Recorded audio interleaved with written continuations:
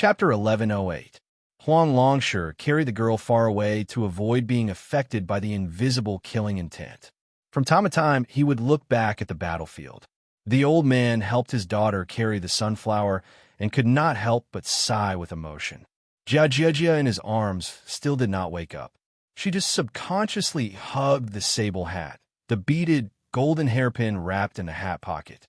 Huang Longshi did not stop walking, but he kept turning his head to look at the painting that was created by man. The long scroll slowly spread out in the world. It should not stop for a while. When it would end, only heaven knows.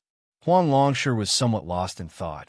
He muttered, Zhang Julu in the imperial court, Wang Xinji in Jianghu. There are two such figures. One is a roly-poly official. The other is an old fart. How can the others have a day of success? If anyone were to stand behind them, it would be a fact that made them feel despair just by thinking about it. The group of Spring of Young Hui's achievements and knowledge are all excellent civil officials. Among the generals, there is Guangling Dao's Lu Xianxia, and those members of the imperial family who have failed to achieve meritorious service. In the world of Wulin, there is Dong Tai's sword, Gu Jintang's saber, and Chao Changqing's scholarly spirit. In the past, and in the future, any one of them would be a famous figure. Huang Longshi withdrew his gaze and continued to ramble. The great Qin lost a deer. Liang is not far away. Baiyin is the deer of Liang. He knows his fate. There is no way out. He has already begun to make arrangements for his funeral. If he lives alone and does not retreat, then the poor people of the world will not be able to see the future. But not only does old Wang not retreat, he wants to go one step further. One is the peak of civil officials. The other is the peak of martial arts. These two people, at first glance, seem to have the same realm and status, but in fact, there is a big difference in their bones. It is indeed true that the path of civil and martial arts is different. This old man in the past helped Jianghu's fate by pulling up seedlings to help them grow. It should be right to remove the firewood from under the cauldron. This old man has read too many stories and people and books. All these years, he has exhausted his mind and thought about everything step by step. Is he going to make a mistake at the end? The last time Huang Longshi looked back was an hour after the start of the battle. He did not see the expected mixture of clouds and earth, but the atmosphere of heaven and earth was exceptionally clear. Huang Longshi sighed. That kid most likely lost the first half of the battle. The reality was just as Huang Xianxia expected. Even if Su Fengyin used Gao Shu to reveal his physique, then he used Murong Baoding's erecting Buddha, Shui Songwan's huge clapper, Wudong's immortal caressing the top, and so on, all kinds of mystical techniques, and their coordination was flawless. They were only able to block the seemingly endless murderous aura. Within an hour, Su Fengyin had destroyed more than 100 fist forces and killed more than 400 flood dragons. This was just Su Fengyin's anger. Before the first collision, Su Fengyin's breath had already been completed, and there was no more breath left. He had even prepared how to deal with Wang Xinji's thunderous attack when he needed to exchange for his second breath. However, Su Fengyin's 3 journeys in Jianghu had helped him to be careful and cautious, and it had instead resulted in a not-so-big, not-so-small consequence. When he made his move, Wang Xinji, who was still secretly accumulating power, found an opportunity that was not perfect and used a suppression that was even more powerful than the one he used against Wang Xiaoping by the Guangling River.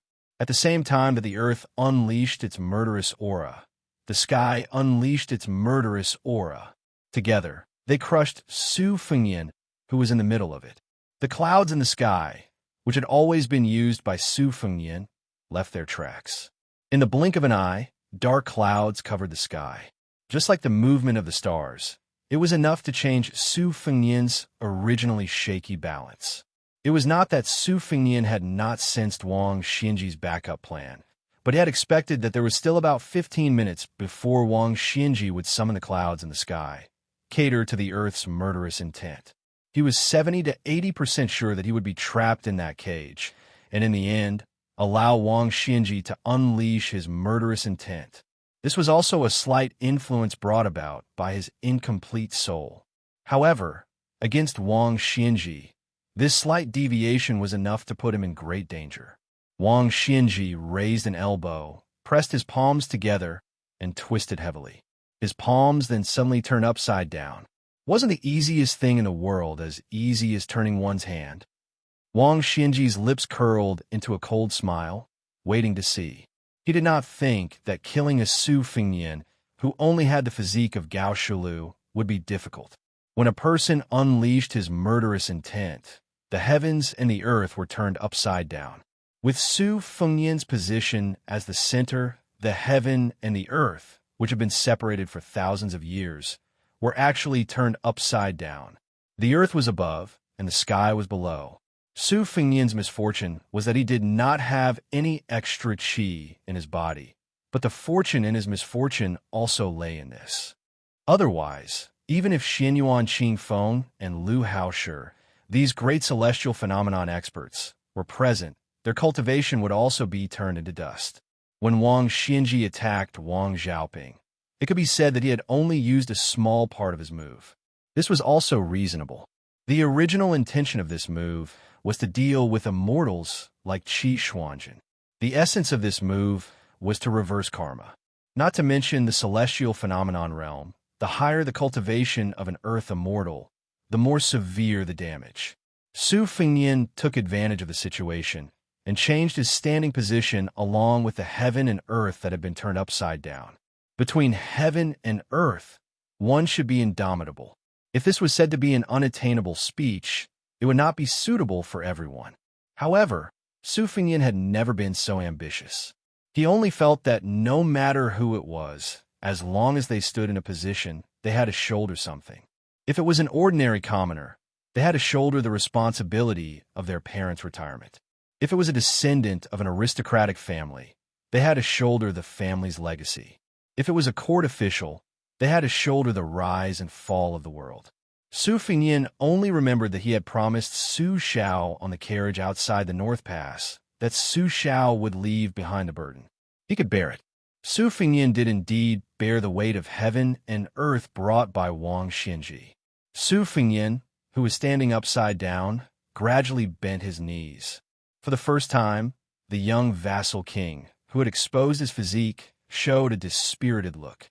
A trace of blood oozed out, not from his 7 orifices, but from between his eyebrows.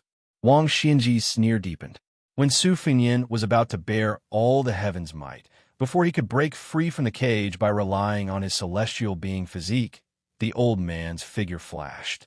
The next moment, Wang Xianji rushed into the cage, grabbed Su Fengnian's neck, and pulled it down. He broke the edge of the cage and smashed into the ground, like a comet hitting the ground.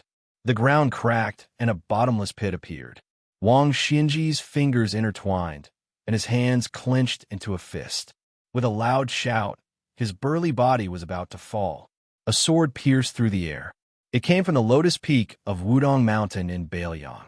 Someone's sword was even stronger than the wind. A sword and a person hit the side of Wang Xianji, who was falling. Wang Xianji was knocked out dozens of feet. On the ground, Su Fengnian jumped out of the huge pit. Blood was still flowing from between his eyebrows, blurring his eyes and even blurring his face. The sword immortal, who was like a celestial being, drew an arc with his sword and landed beside him. The two Su Fengnian stood side by side. Wang Xianji, who stopped in the air, narrowed his eyes and looked down at the ground with a slightly gloomy face. The Su Fengnian, who had just arrived at the battlefield, smiled and said, "I have a sword to walk 6,000 miles." Chapter 1109. The peachwood sword that once pierced through Wang Xianji's chest was still sheathed, quietly hovering beside the Su Fengnian. The Su Fengnian who rode on a sword smiled and said, "Let's go." The peachwood sword was connected to the person and slowly left the scabbard. At first, it was unusually slow, but gradually it moved as fast as a rolling thunder, leaving a long rainbow mist in the sky. Even those who did not know martial arts could see it clearly. The foundation of this sword was like the old servant who lacked front teeth, nicknamed Jian Zhouhuang in Jianghu. He did not practice many sword moves because he thought he was clumsy. He was afraid of biting off more than he could chew, so he walked slowly and leisurely in Jianghu. It did not matter where he went as long as he did not miss the scenery along the way. When Jianzhuang struck, the peachwood sword disappeared without a trace. Wang Xianji, who was high above, flicked his fingers several times. He was the Xuanlong Dianxue in the mysterious realm, but he could not break the Qi meridian that the sword traveled 6,000 miles. Wang Xianji did not want to waste his time. He stopped his finger, but did not hurry to withdraw it. He was like an imperial scholar who was trying to solve a question. Wang Xianji suddenly turned his head. At the same time, a wisp of sword qi brushed past his cheek, cutting off a few strands of the old man's snow-white hair. Wang Xianji did not strike his finger again. He remained motionless and then took a step back. A wisp of sword qi flew past his chest, cutting off some linen shreds. After that, Wang Xianji maintained the posture of bending his finger, but occasionally moved his feet. Each time, he narrowly avoided the hidden sword qi. Wang Xianji was a little surprised. He had once faced the yellow formation map at the top of the martial emperor's city and was familiar with this sword. The 8-finger swords did not make him take it seriously. The 9th sword had indeed ruined his sleeves. Although it was only the celestial phenomenon sword, Jianzhuang's celestial phenomenon was very innovative. The origin of a normal celestial phenomenon master came from a good work of a sage. Generally speaking, if things are not balanced, they will sing. All things in the world, birds sang in spring, thunder shook summer, insects mourned in autumn, and the wind blew in winter. Therefore, scholars and officials often wrote poems. Since ancient times, the reason why swordsmen could dominate the world was that they could naturally use the sword in their hands to complain about injustice. Wang Xianji once told Chao Chongqing in private that he should give up the country and forget about his feelings and practice swordsmanship, and he would be able to become a saint early. Jianzhuang's 9th sword had clearly crossed the threshold of heavenly phenomenon, but had yet to reach the level of a sword immortal. Yet, it did not give off the slightest feeling of injustice. On the contrary, it had caught Wang Xianji off guard. Logically speaking, a good person with a gentle temperament would never be able to practice a good sword. This was the same principle as a scholar who was happy to see injustice in the mountains.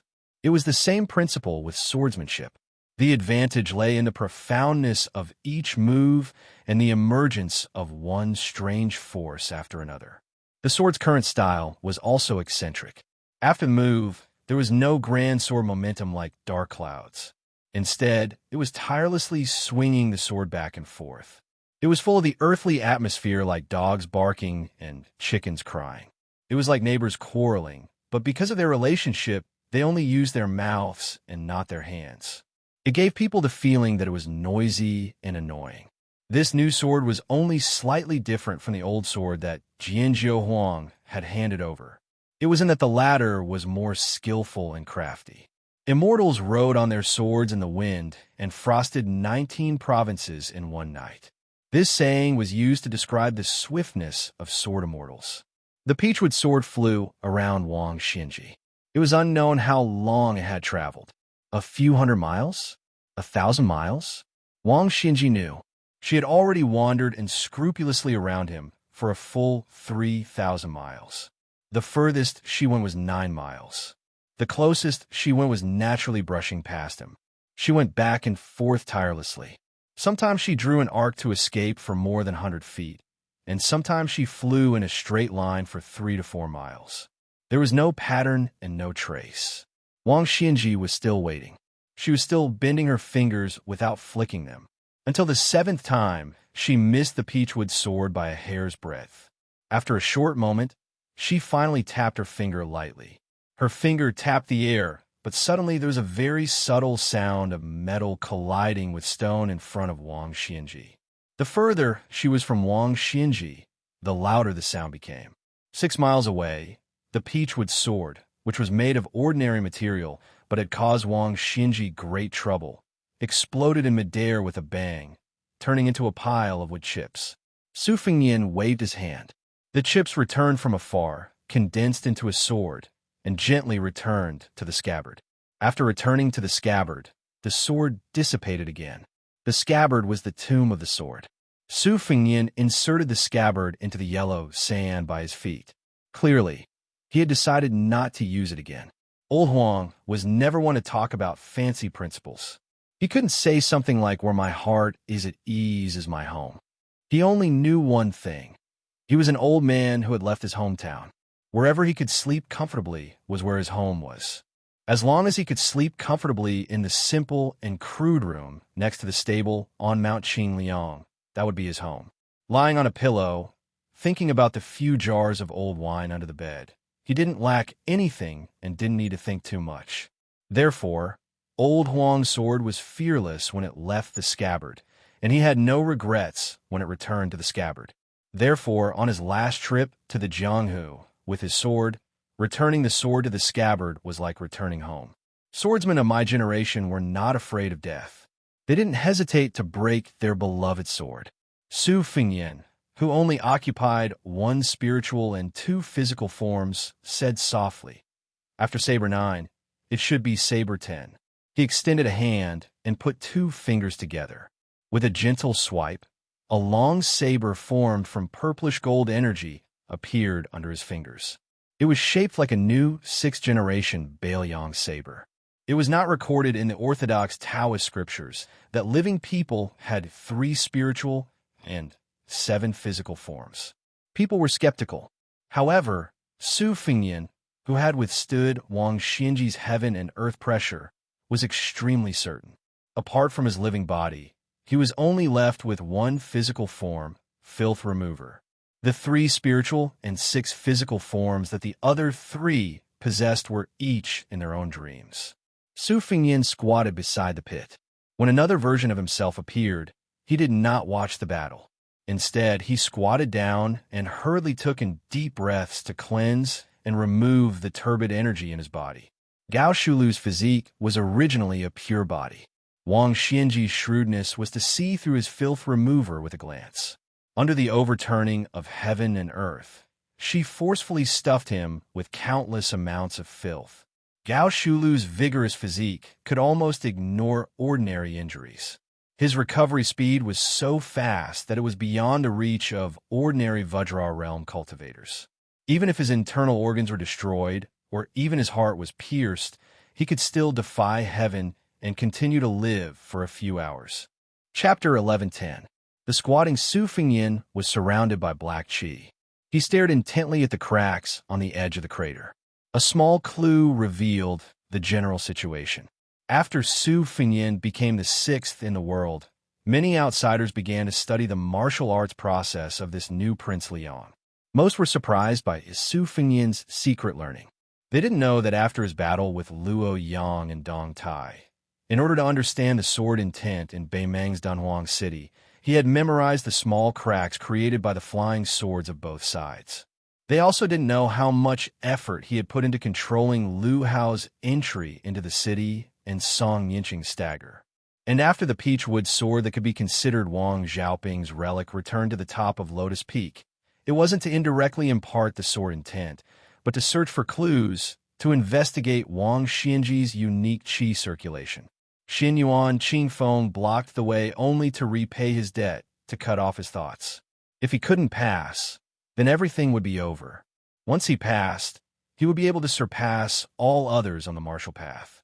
But the Wudong sword maniac and useless monk's block was not so simple. One was asking for a clear conscience, the other was offering incense. But without question, both were trying to find a flaw in Wang Xianji that might not even exist. Other than Miss Haha, who was originally unexpected, it was Su Yanbing's turn to block Wang Xianji's path single-handedly. He was definitely prepared to die. This man had once joked that even if Su Yanbing died in Baoyang, the king of Baoyang must die. The words that came out of his mouth were definitely not a joke. Crouching down, Su Fengnian didn't bother to wipe away the bloodstains on his face. Actually, when he had withstood the pressure of the world, the boots that had touched the ground had long been worn away. His feet were badly mangled. At that time, when he tilted his head and slanted his shoulders had also been worn to the bone. However, after being thrown to the ground by Wang Xianji, these injuries healed at a speed visible to the naked eye. However, the torn clothes and bottomless boots on his shoulders were proof of the dangerous situation at that moment.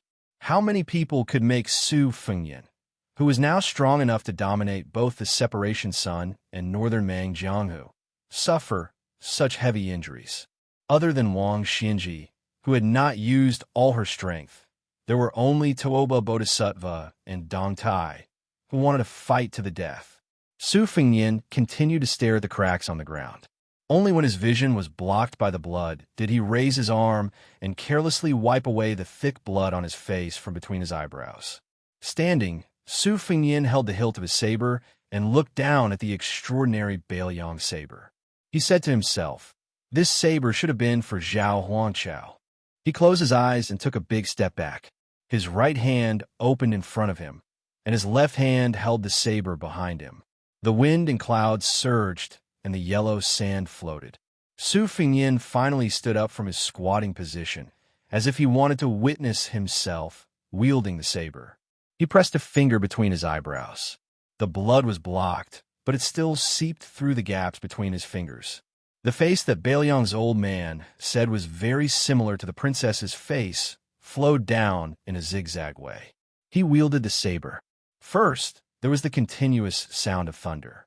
Then, the gangqi of the saber tore the sky in a line.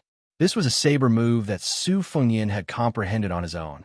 The first half of the saber move came from observing the Guangling River's tide from a close distance. Before the head of the tide could be seen, the sound of the tide was like thunder piercing one's ears. Only after that could one see the misty river, the head of the tide gradually rising, like a row of majestic snowy mountains cascading down from Mount Kunlun. The second half of the move was more spiritual. It came from when he was in an out-of-body state. He saw the stirring and stirring battle at the western wall with his own eyes. White clothes and white mourning clothes beat the war drums, and a few people led their horses back in armor. Then there was this saber move that had never been seen before. Old Huang did not know how to name the move, and Su Fengyan did not even have the time to name it. This saber move was like a free hand splashing ink on paper. The saber blade was the tip of the brush, and the ink spilled out in a huge arc Wang Xinji did not dodge. She pressed her hands on the top of the arc of gangqi. She was brought up to the sky by the saber arc until she disappeared into the clouds. Even higher up where Wang Xinji stopped, the stellar energy that had been cut through did not dissipate into the nine heavens. Instead, like the Guangling River surging past a line of waves, it formed an even more majestic returning tide in the old salt storehouse. The tide poured down majestically from the sky. Since Wang Xinji smashed Su Fengyan into the ground after showing her killing intent again and again, it was only right to reciprocate politeness. Su Fengyan did not wait for Wang Xinji to break the waterfall of gangqi. Instead, he took out a Baoyang saber. It was simple and heavy. It was the Su family's first-generation saber. Su Zhao's troops went south all the way. He crossed the river to the south time and time again. He fought to the death time and time again. He narrowly escaped death time and time again. He was laughed at by outsiders. He was mocked as a mad dog willing to bite people without the mercy of the Liang imperial court.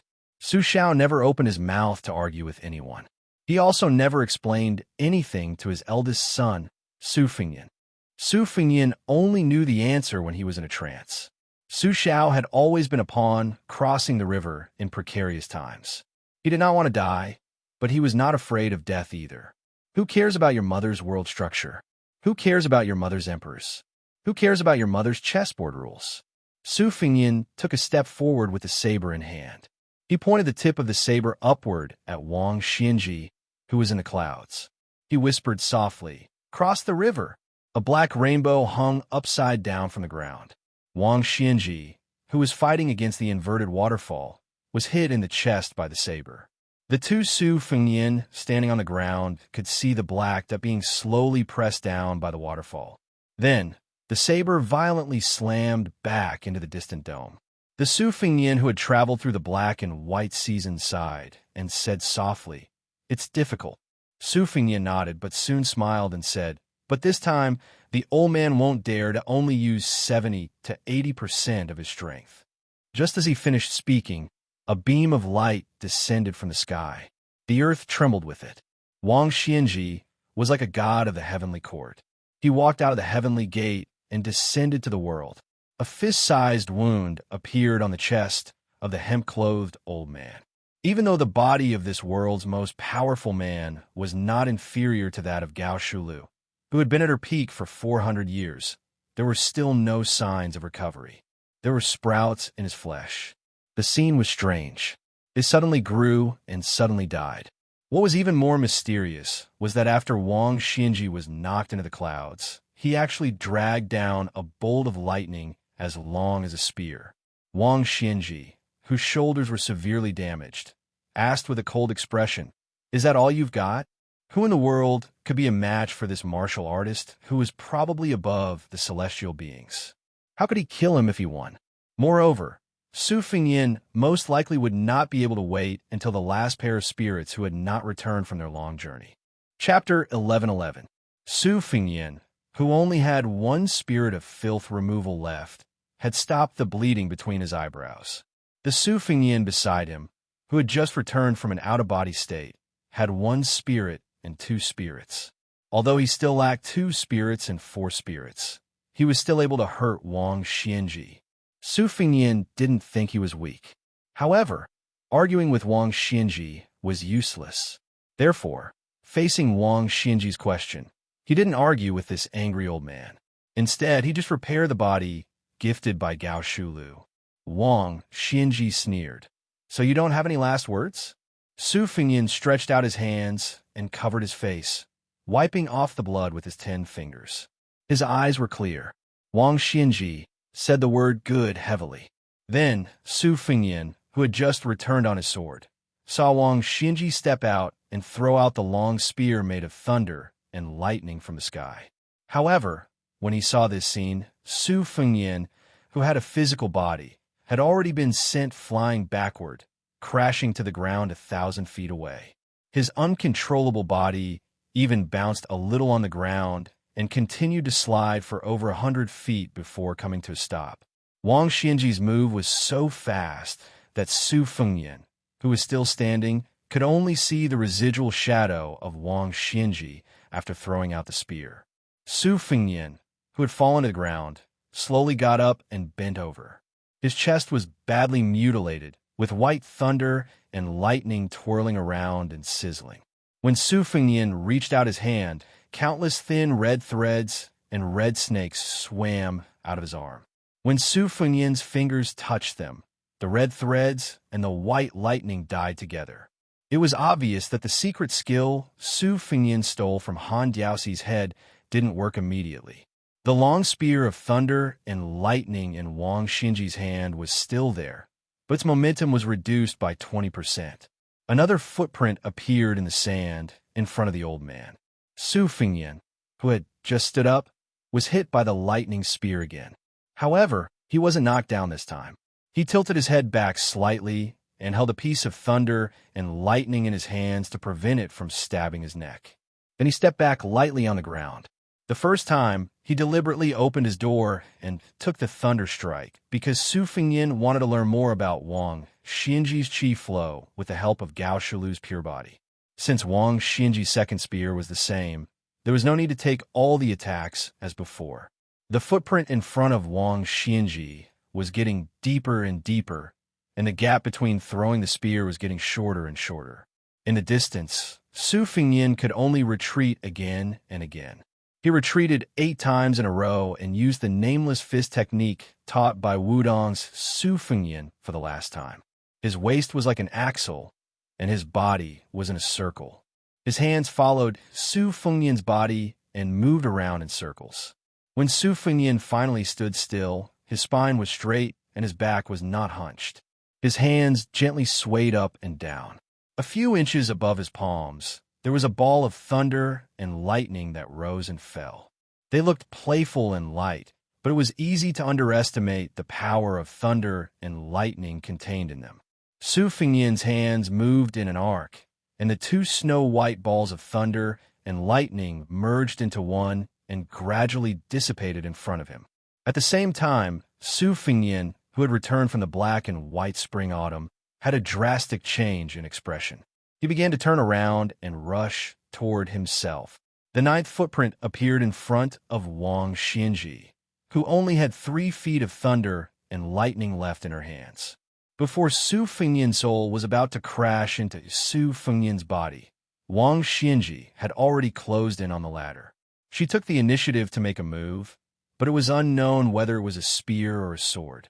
The 3 feet of thunder and lightning instantly pierced through Su Fengnian's body like a knife cutting through tofu.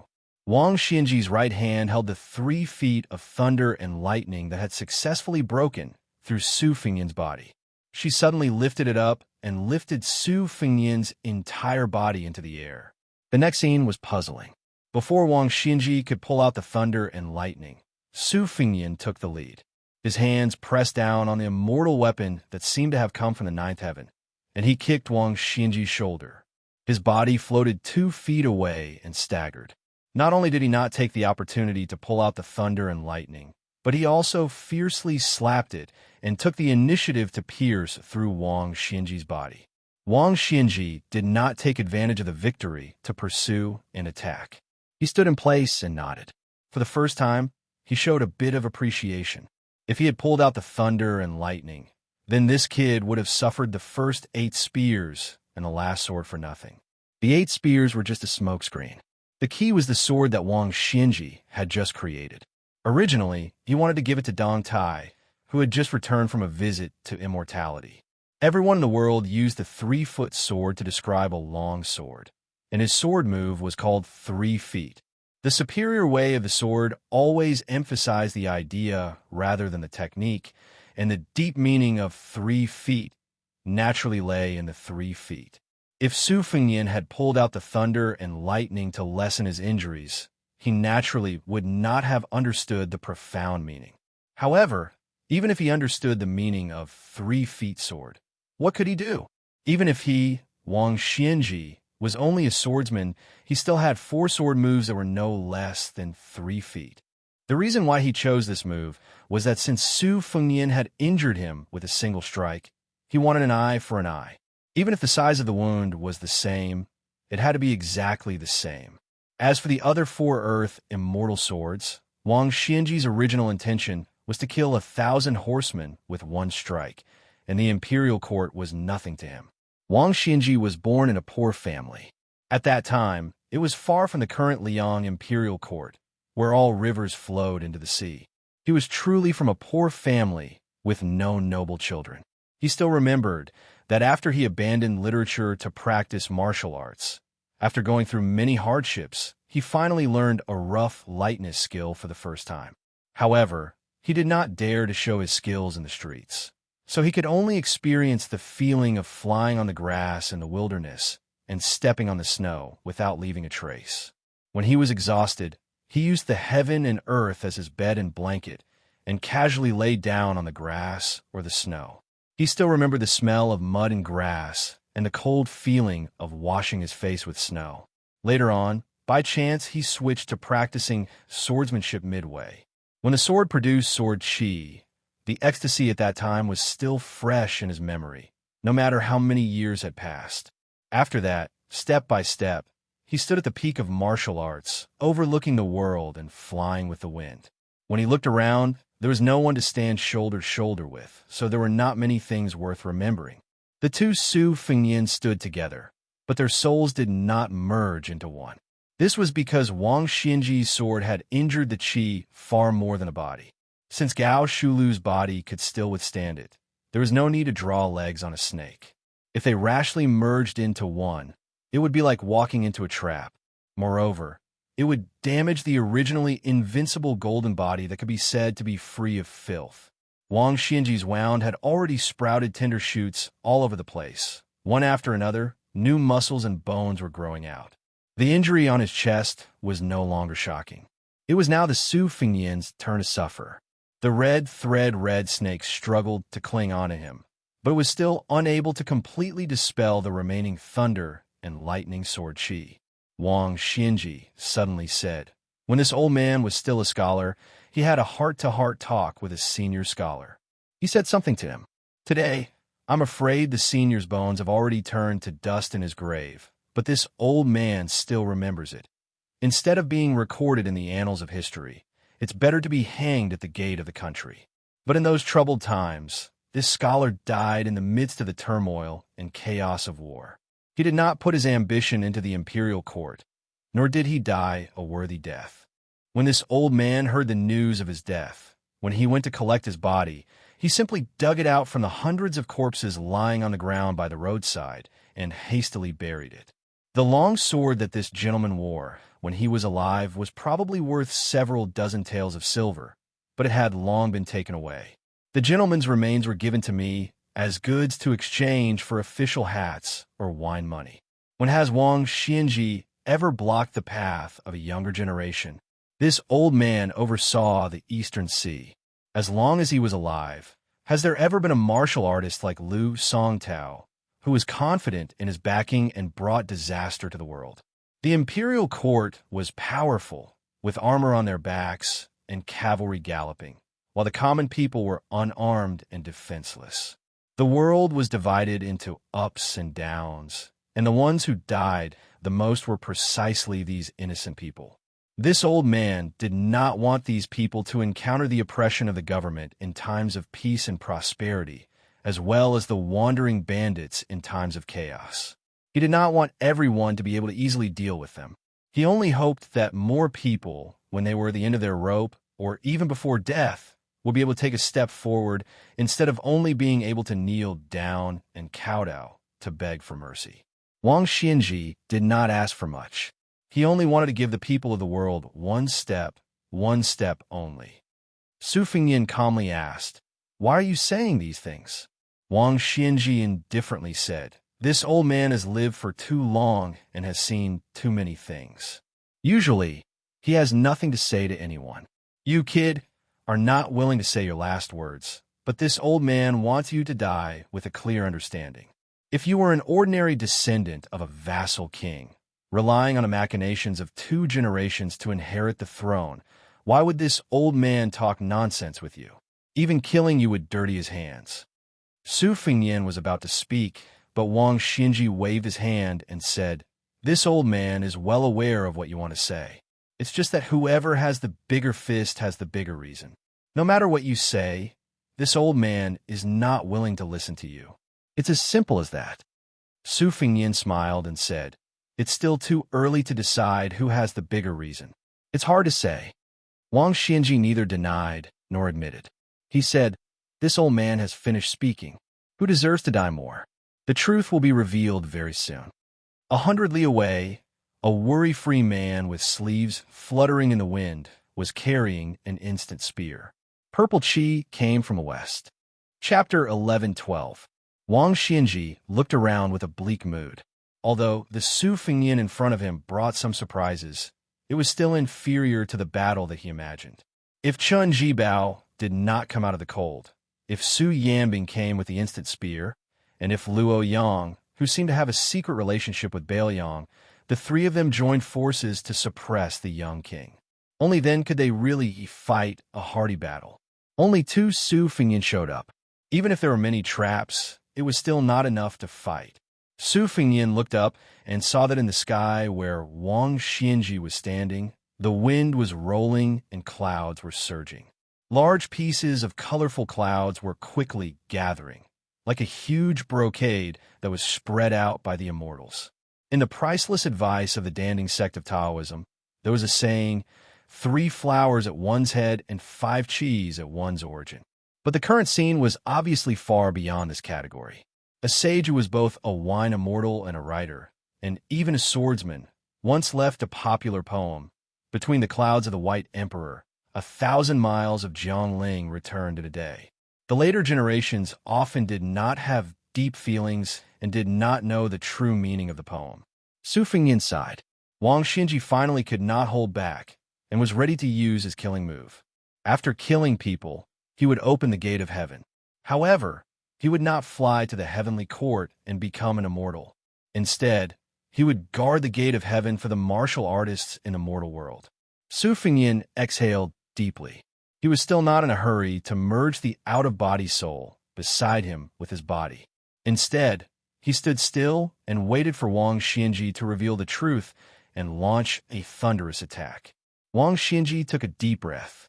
Her head of silver hair instantly turned dark green. She was originally a burly old man, but now she looked like a man in the prime of his life. Su Fengyin didn't admire the mysterious technique that turned something rotten into something magical. He gently closed his eyes, and a purple-gold radiance lingered on his face. After taking a deep breath, his sleeves swelled up, and he seemed to be in a trance, giving off a feeling of being detached from the world. This was the mnemonic of the Dahuang Imperial Court. Don't care about the bustling city outside the door, close the door, and face the mountain stream. Both offense and defense had their own wonders. In the blink of an eye, no less than 20 tall figures of Wang Xianji appeared between Su Fengyin and Wang Xianji. Their postures were slightly different, but they completely displayed Wang Xianji's charging momentum. This was the first time Su Fengyin was pushed back, and in one breath he was pushed back more than 1,000 feet. During this distance, nearly 100 figures of Wang Xianji appeared. Su Fengyin seemed to have no power to fight back as he retreated a second time, retreating 150 feet. Wang Xianji became more and more courageous as he fought, and his figure became more and more complicated. On a line, there were more than 200 figures of Wang Xianji that did not dissipate in time. Su Fengyin, who was passively taking the beating, kept retreating. Relying on Gao Shulu's vigorous physique and the Dahuang Imperial Court's clumsiness, he did not show any signs of being defeated. However, if one looked closely, the human Cat Han Diaoxi's red snake that was previously pierced by Wang Xianji's 3-inch thunderbolt had completely given up struggling. However, before the blood could seep out of the wound, it turned into a faint mist like boiling water poured on snow. On the contrary, it made Su Fengyin's clothes look clean. Wang Xianji did not stop punching. Even though she knew that Su Fengyin had the intention to use other people's stones to improve jade, Wang Xianji was very conceited. Even if Su Fengyin wanted to use his fist aura to train Gao Shulu's physique, which was not completely integrated, she could make him suffer. One of these punches would become the straw that broke the camel's back. On the straight line that cut 2 miles of the ground, more and more Wang Xianji appeared. It could be said that there were countless of them. Even if the experts of the 10 martial arts evaluators were to watch from the sidelines, their scalps would go numb. However, if Wang Xianji's disciple, the female Grandmaster Fist Master Linya, were present, she would be able to observe Wang Xianji's attacks with her own eyes. She would definitely be able to benefit greatly and would be able to reach a higher level of enlightenment on the path of martial arts. This was because this was the world's most brilliant fist manual. Wang Xianji punched no less than 600 times. Su Fengyin did not refuse any of them and received more than 600 fist auras. Finally, a turning point came. The distance that had been constantly lengthening began to shorten for the first time. Because Wang Xianji's movements were too fast and her attacks were too fierce, even though Su Fengyin had retreated for nearly 3 miles, not a sound was heard. Finally, a loud rumble exploded behind the old man in the distance. Perhaps this was what people were used to. First see the lightning, then listen to the thunder. The first drum of energy was strong, the second was weak, and the third was exhausted. This was the common sense of the world. However, at the end, the figure of Wang Xianji that stayed in the same place began to dissipate. It seemed that Wang Xianji's momentum could not continue to rise endlessly. Like a climber, after resting for a moment, she continued to climb. Moreover, she suddenly sped up her pace. Wang Xianji, who had been punching with one hand, punched out with both hands. The great drum momentum. Wang Xianji's fists hit Su Fengyin's arms, which were crisscrossing in defense. This beat of the drum sounded at the same time as the belated thunder of the fist aura behind him. Su Fengyin's body leaned back, his feet planted on the ground, and he slid backward at an angle. The second Wang Xianji at the beginning also began to dissipate. However, the original Wang Xianji that was facing Su Fengyin suddenly sped up. She raised her arm and heavily smashed down on Su Fengnian's chest. She punched Su Fengnian into the ground and then kicked Su Fengnian, who had bounced up from the ground more than 100 feet away. Su Fengnian, whose body was more than a foot above the ground, stretched out his hands and hooked his fingers into the sand to stop his retreat. Chapter 11:13. During his second trip to Jianghu, the old man in the sheepskin fur coat had used no less than 100 two-sleeve green snakes to temper Su Fengnian's spirit. This was Li Chuangong's unique method of teaching. Later, after eating the purple gold bun given by the Beimang's grand preceptor Yuan Qingshan, Su Fengnian had also let Su Yanbing beat him with all his might to digest the purple gold qi brought by the bun. This kind of clumsy method was far from being a shortcut on the path of martial arts. As long as one could endure it, it would definitely be a path that could lay a solid foundation. In the world today, in terms of ferocity, be it Tuoba Bodhisattva's fists, Dong Tai's sword, or Gu Jintang's blade, none of them could compare to Wang Xinji's fists. After all, Su Fengnian had only received Gao Shulu's body for a short period of time. He did not have the time to completely transform it for his own use. Therefore, Wang Xinji's attacks became the best way to forge it. Every generation of Bailiang's blade had to be tempered thousands of times before it was forged. It was done. Su Fengnian's wounds healed by 70 to 80% in an instant. This was a subtle sign that the fire had reached the right level. He slapped the ground with one palm and his body spun up, once again standing in front of Wang Xinji. Su Fengnian gritted his teeth as he waited for this moment. Wang Xinji was also fishing. If the bait was too small, how could he catch the big fish of the North Sea named Cohen? The hundreds of Wang Xinjis merged into one at the same time. Su Fengnian had already begun to charge forward. Almost at the same time, Su Fengnian, who had chosen to stand by and watch, merged with Su Fengnian and returned to his body, like a wanderer returning home. If the distance between them was 10 minutes, then Wang Xinji had charged forward for 6 minutes, while Su Fengnian only had 4. Then, the two of them used all their strength, throwing out a punch and a palm. Su Fengnian's soul and divine intent aside, this palm strike was already 100% of Su Fengnian's martial arts realm. Wang Xinji also no longer held back her strength. Ever since she broke the wooden horse ox 60 years ago, she had never fought with her full strength. Now, she finally used her full strength and qi movement in a punch. Wang Xinji took the lead and punched Su Fengnian in the forehead.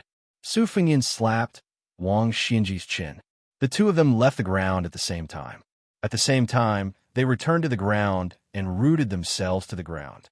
Neither of them was willing to back down even half a step. Su Fengnian's head swung back slightly.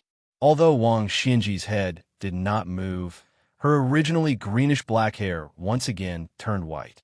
Following this, the two of them did not think about countering each other's moves. Instead, they focused on attacking. Su Fengnian was probably willing to sacrifice himself, while Wang Xinji was willing to sacrifice 800 of his own to kill 1,000 of his enemies. Wang Xinji's fist continued to land on Su Fengnian's forehead. Every time Su Fengnian's head swayed back, the amplitude increased. However, Wang Xinji's white hair was not easy to notice. What was more fatal was that the old man's hair kept changing between greenish-black and frosty white.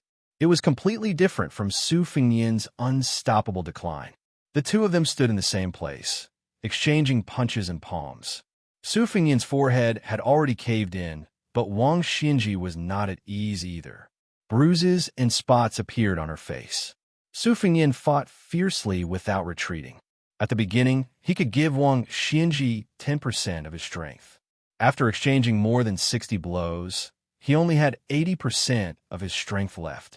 Naturally, the fierce battle became a battle to the death. Su Fengnian changed from a clap and a push of his palm to a clenched fist that could naturally increase his attack range by 2 inches. The two of them were competing with great strength. Su Fengnian had already begun to think that even this little bit of calculation was extremely valuable. In the end, Su Fengnian had no choice but to change his fist into a straight-hand knife. Otherwise, he would not be able to hit Wang Xinji. If it were any other opponent, Su Fengyan, whose cultivation was enough to rank among the top 3 in the world, had learned many different things. Naturally, he could use a sword with unparalleled ease. Using a saber with a powerful momentum, he could walk around with his bare hands as leisurely as he did now. How could he be so petty and haggling over every detail like he was doing now? Wang Xianji had been punching from beginning to end. Above the 2 celestial beings, the colorful clouds were roiling, gathering, and dispersing randomly. Su Fengyan's last hand knife only hit Wang Xianji with the tip of his finger. Wang Xianji's mouth curved into a cold smile. An arrow at the end of its flight, a dying struggle. This time, the old man did not fight to the death from the very beginning. Instead, he went step by step. First, he poured half a bowl of water, then 8 portions of tea, and finally a full cup of wine. But being drunk was not losing his self-control. Wang Xianji was already at his peak.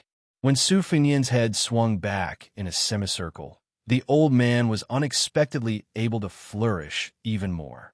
One punch to the end. With 11% of my essence, qi, and spirit, I'll send you on your way.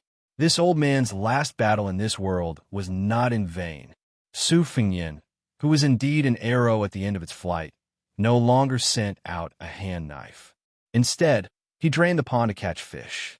His remaining qi surged out and suddenly slammed his head forward, taking the initiative to meet Wang Xianji's fist.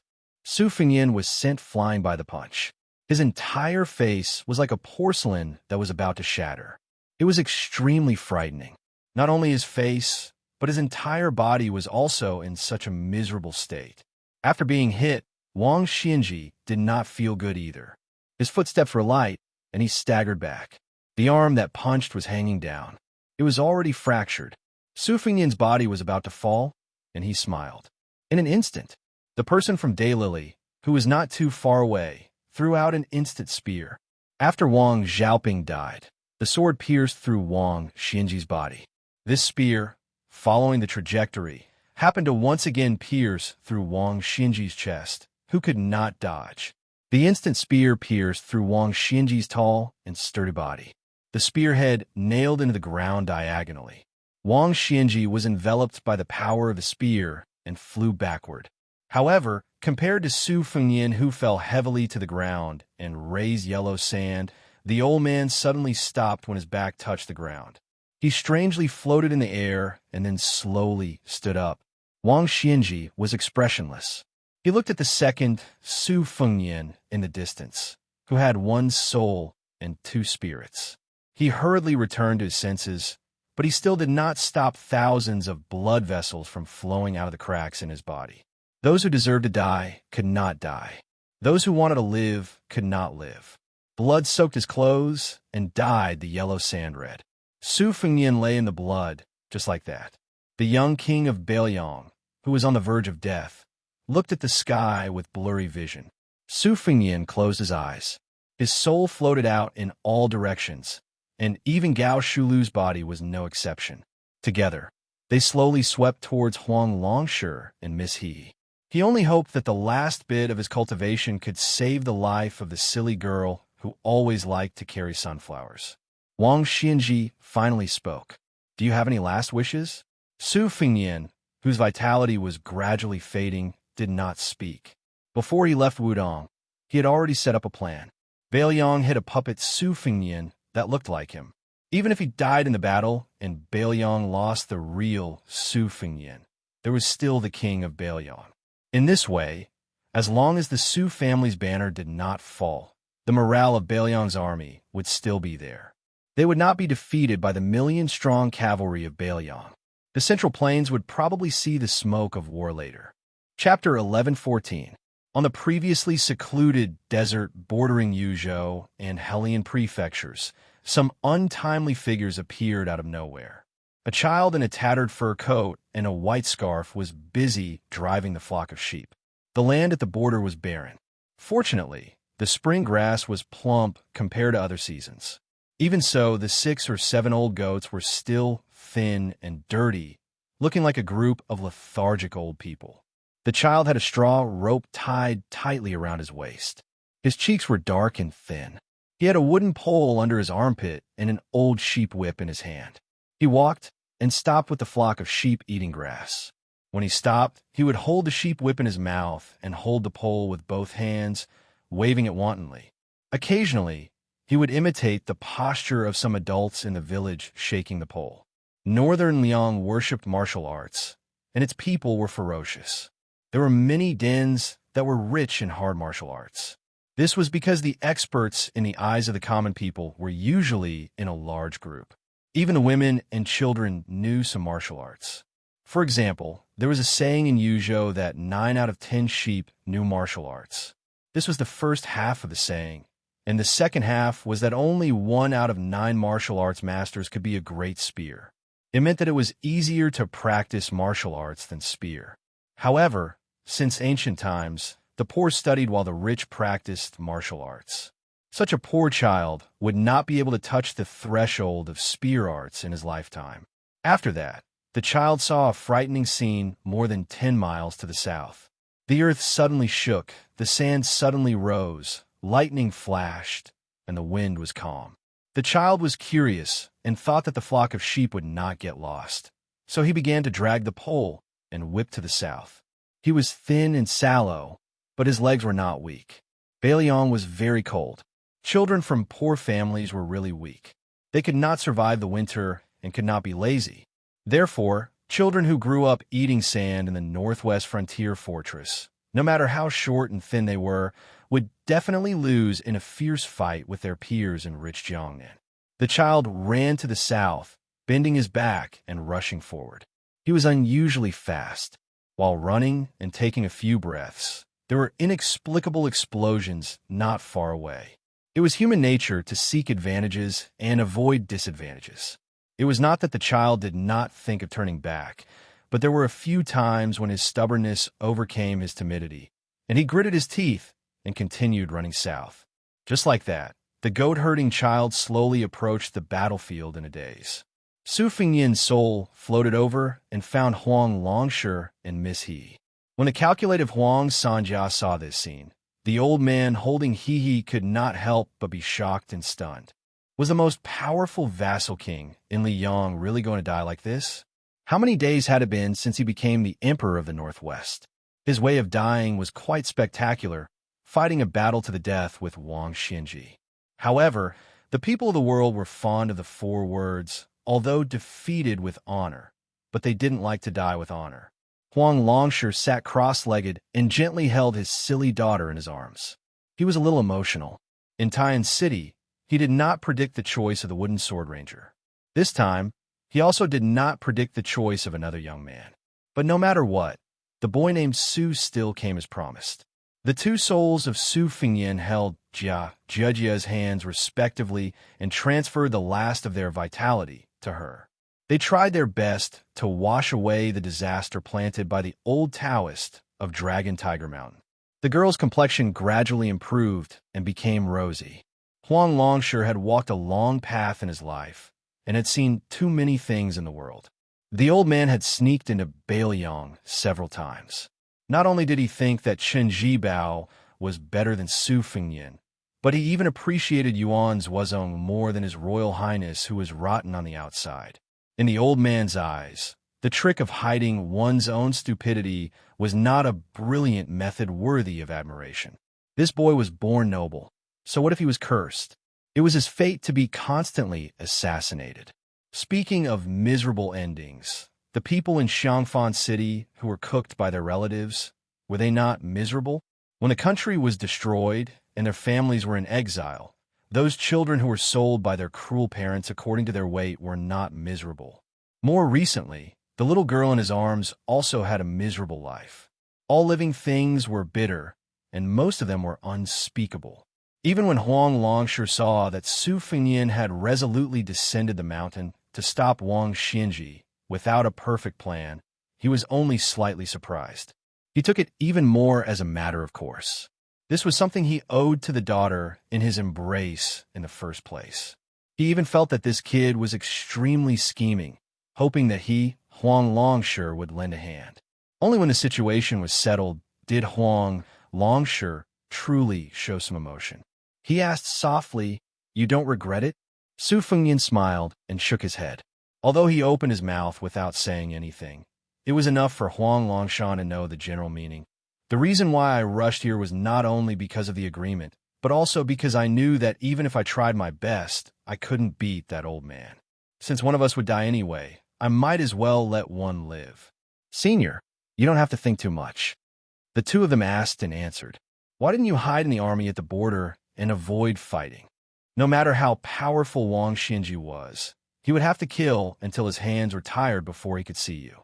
I did think of that, but if I did, the army that Bailiang had worked so hard to gather would collapse. And if Wang Xinji chose to assassinate me in anger, I wouldn't be able to avoid it either. And if I was afraid of fighting, Gao Shulu's spirit would reject me even more. If I was caught by Wang Xinji, even if my third soul returned from a long journey, I would lose my foundation and would be doomed to die the moment I saw him. Rather than die a cowardly death, it would be better to have a proper fight. It would be best if he could survive.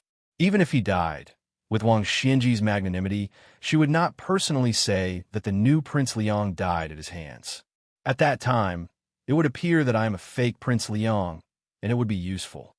You're about to die, and you still want the Su family to continue guarding the northwest gate for the court? People speak the truth when they're about to die. It seems that in the past, this old man was measuring the stature of a gentleman with his own yardstick.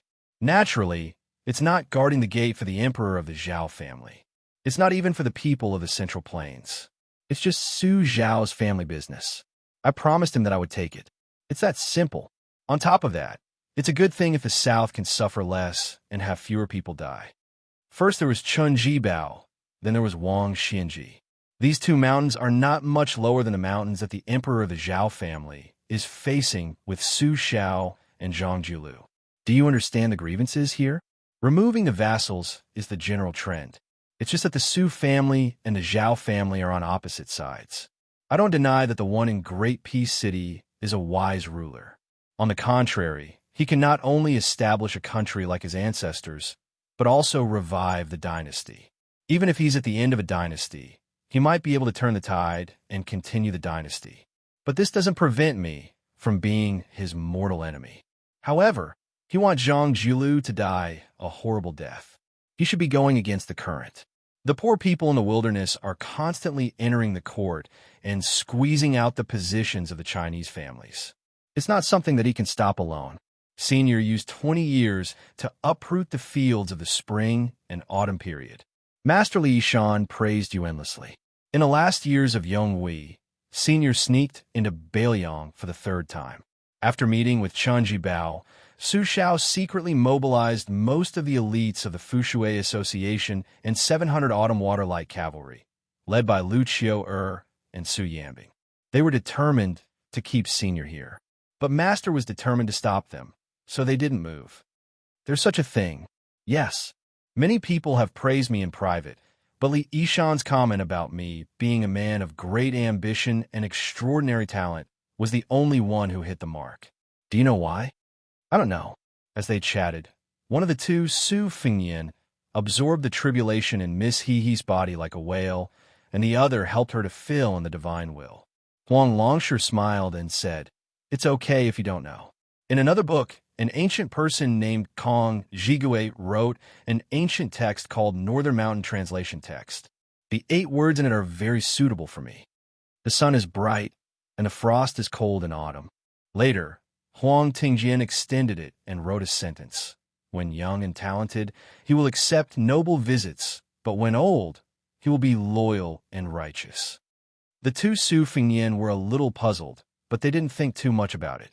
Huang Longshan thought for a moment and stretched out his palm to flatten the yellow sand at his feet. He used his finger to write 14 words. The lantern of the house of the rich is bright, and the moon of the poor is bright. The old man then muttered to himself, "It can be said that the taste of the imperial edict is profound, and the feelings of the world are extremely clear." As a person who forgot worries, the soul of the Su Fengnian nodded. Huang Longshan continued to use his finger as a pen and the sand as paper to write the second sentence. But with others, the fish knows that the water is cold and the water is warm. If one is not satisfied, one will often be 8 or 9, regardless of whether the flowers bloom or fall in spring. The soul of the Su Fengnian, who had borrowed Wang Xiaoping's sword, laughed it off. Huang Longshi quickly wrote the third sentence. There is no end to numbers, and there is no long misfortune. The old man then raised his head and looked at the Su Fengnian. The Su Fengnian nodded and then shook his head. Huang Longshi lowered his head and looked at the little girl in his arms who had turned around and returned from the gates of hell. He said softly, "This old man once used Wen Hua to scheme against you. Don't you bear a grudge?" "How can I not bear a grudge? It's just that there are differences in the size of the grudge, and there are differences in the order of revenge." "That should be the case." Huang Longshi nodded and said, "The poem in the book that was mentioned earlier for the old man Wang Xianji, it was already considered old and awe-inspiring. But he is 100 years old and is the most powerful person in the world. In the end, bullying a younger person who hasn't even reached the age of 30 is not an act of kindness." The Su Fengnian, who had rushed to the battlefield with the spear of Xianxia, stared tenderly at the girl. Everyone has their own way of living, but some fundamental principles are the same. It's just that Wang Xianji had one sentence that blocked all the words. His fist is hard, so he can ignore the principles of others. Since I have lost, there is no way for me to reason with him. At this point, the girl was about to wake up. The two Su Fengnian did their best, stood up, and left. Chapter 11:15. When Huang Longshi saw the two of them leaving, his expression turned serious.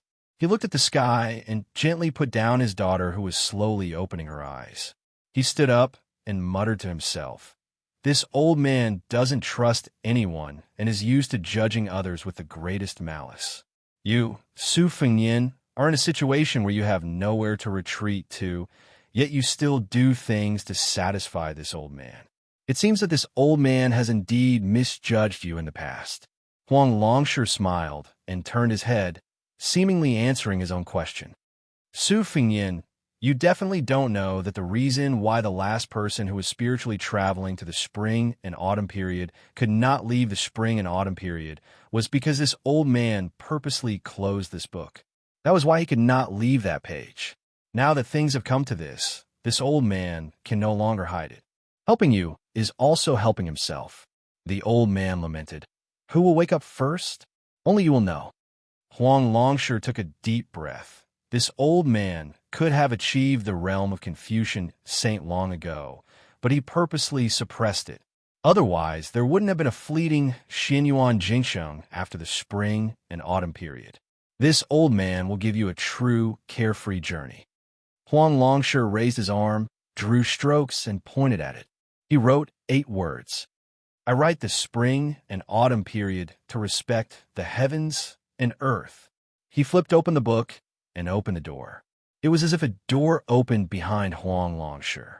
A person stepped out and answered softly, "The heavens and earth naturally respect me. Morning farewell, White Emperor, colorful clouds." White Emperor, one of the 5 celestial emperors in the ancient book, was in charge of all the gods of the West. Wang Xianji looked at the colorful clouds gathering and dispersing above her head. She had an epiphany and roughly understood her background. No wonder she was at odds with the Zhenwu, great emperor of the north. When Zhenwu's law form descended to the spring god lake, Wang Xianji, who was in the martial emperor's city, hated it bitterly. Wang Xianji did not stop Su Fengnian's soul from escaping, nor did she stop them from returning.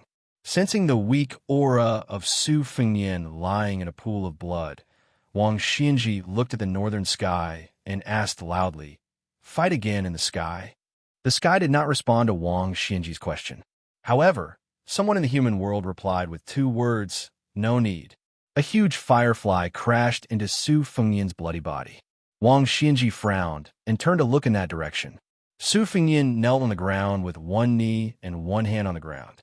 He said softly, "We don't have to fight in the sky."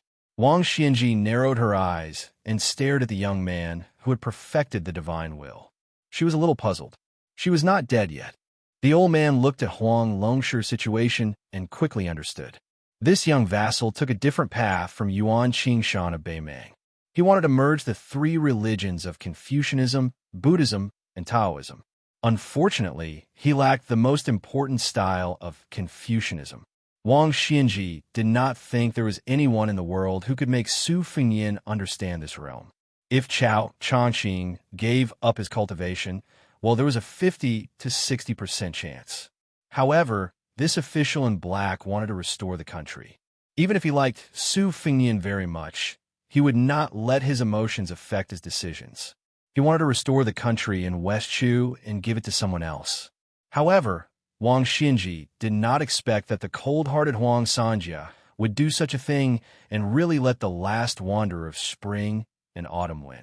This meant that this kind of gift of inheritance could not be accepted by the other person just because one person gave it to the other.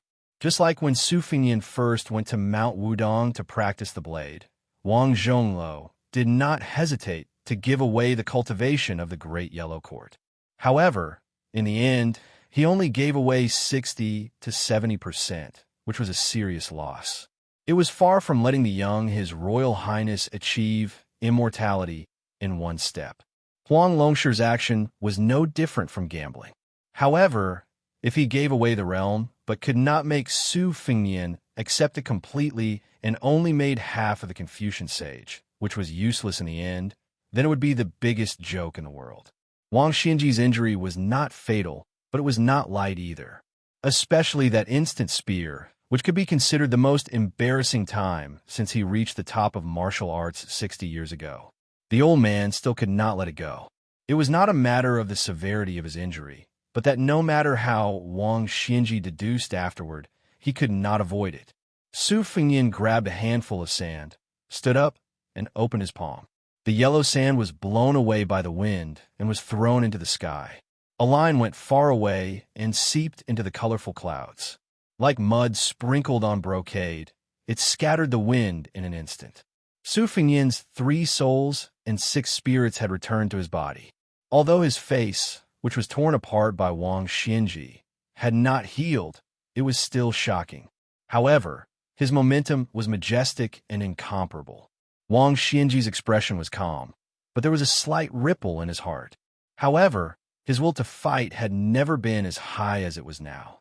This was like a person standing alone on the highest floor and finally seeing a second person walk up to the top. There was no first place in literature, so they despised each other.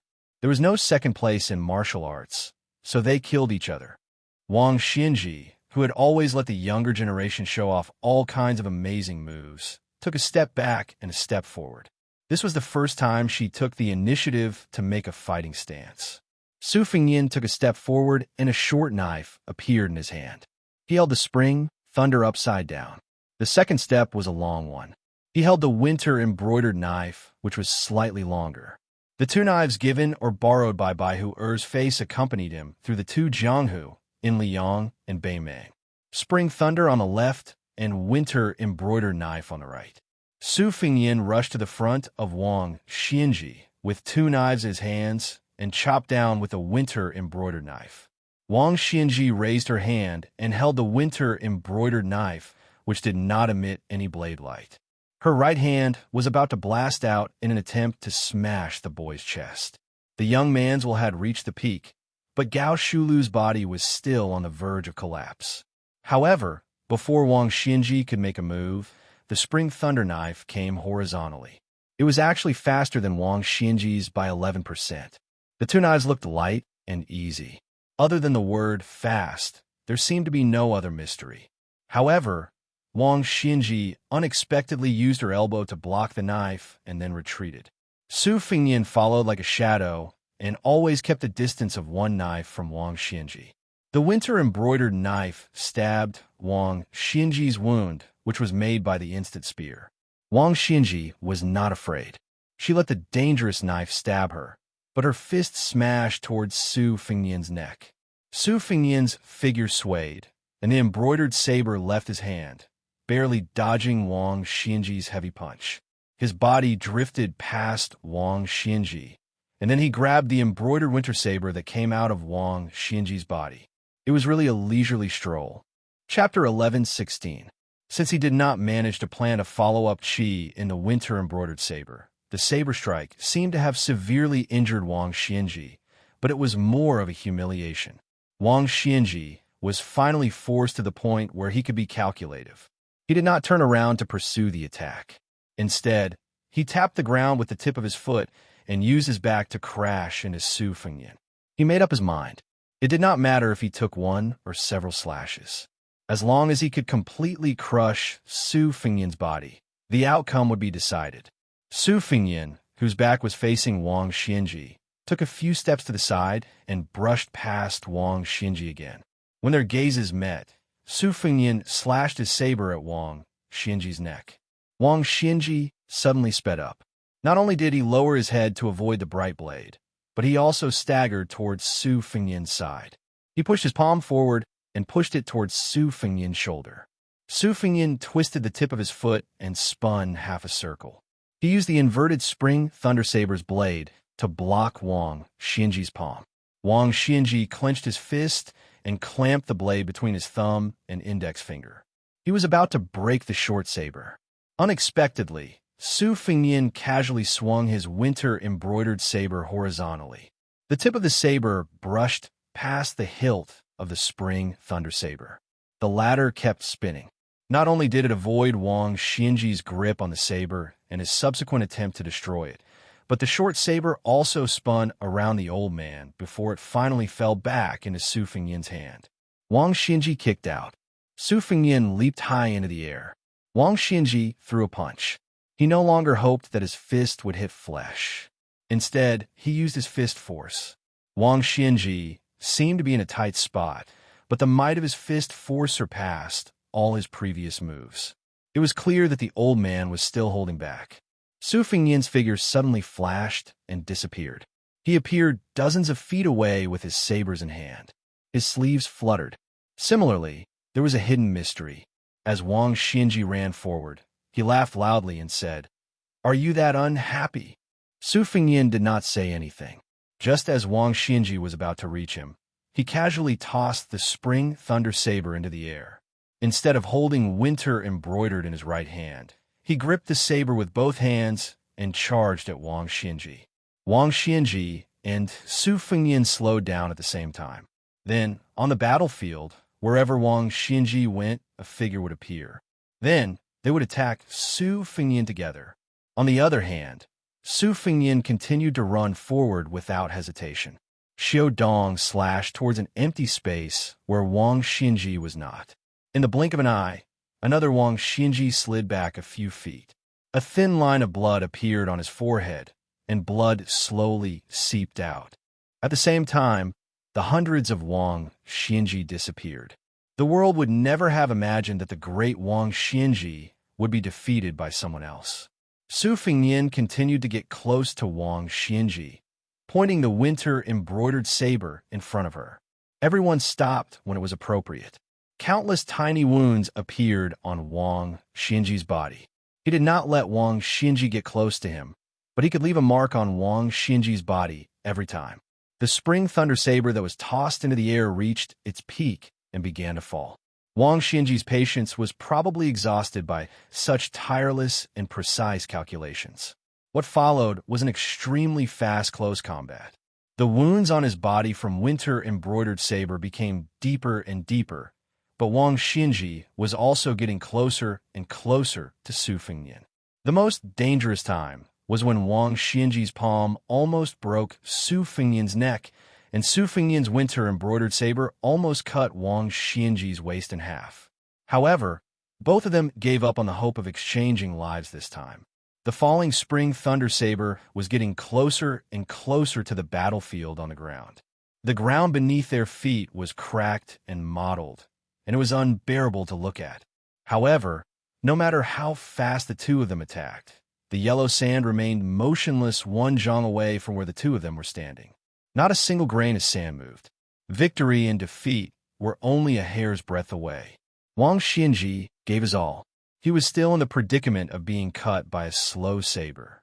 Intentionally or unintentionally, the spring thunder saber had already landed 3 feet above Su Fengyan's head. Su Fengyan, who used his left hand to begin with, had a sudden surge in his aura. The space he had to move around had already been squeezed to the extreme by Wang Xinji. If he did not have any new moves, he would not be able to escape death.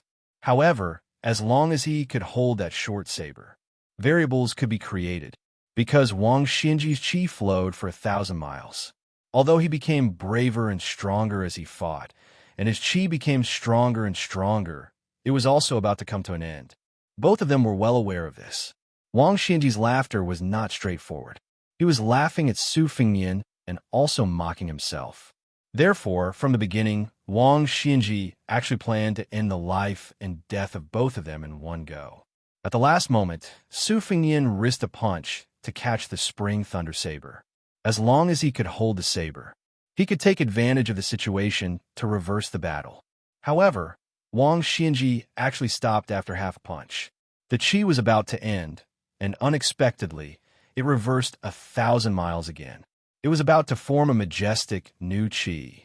In a battle of the same level, the flow of chi was in front, and the turn was behind. The speed of the flow could control the situation, but the instant change could determine life and death.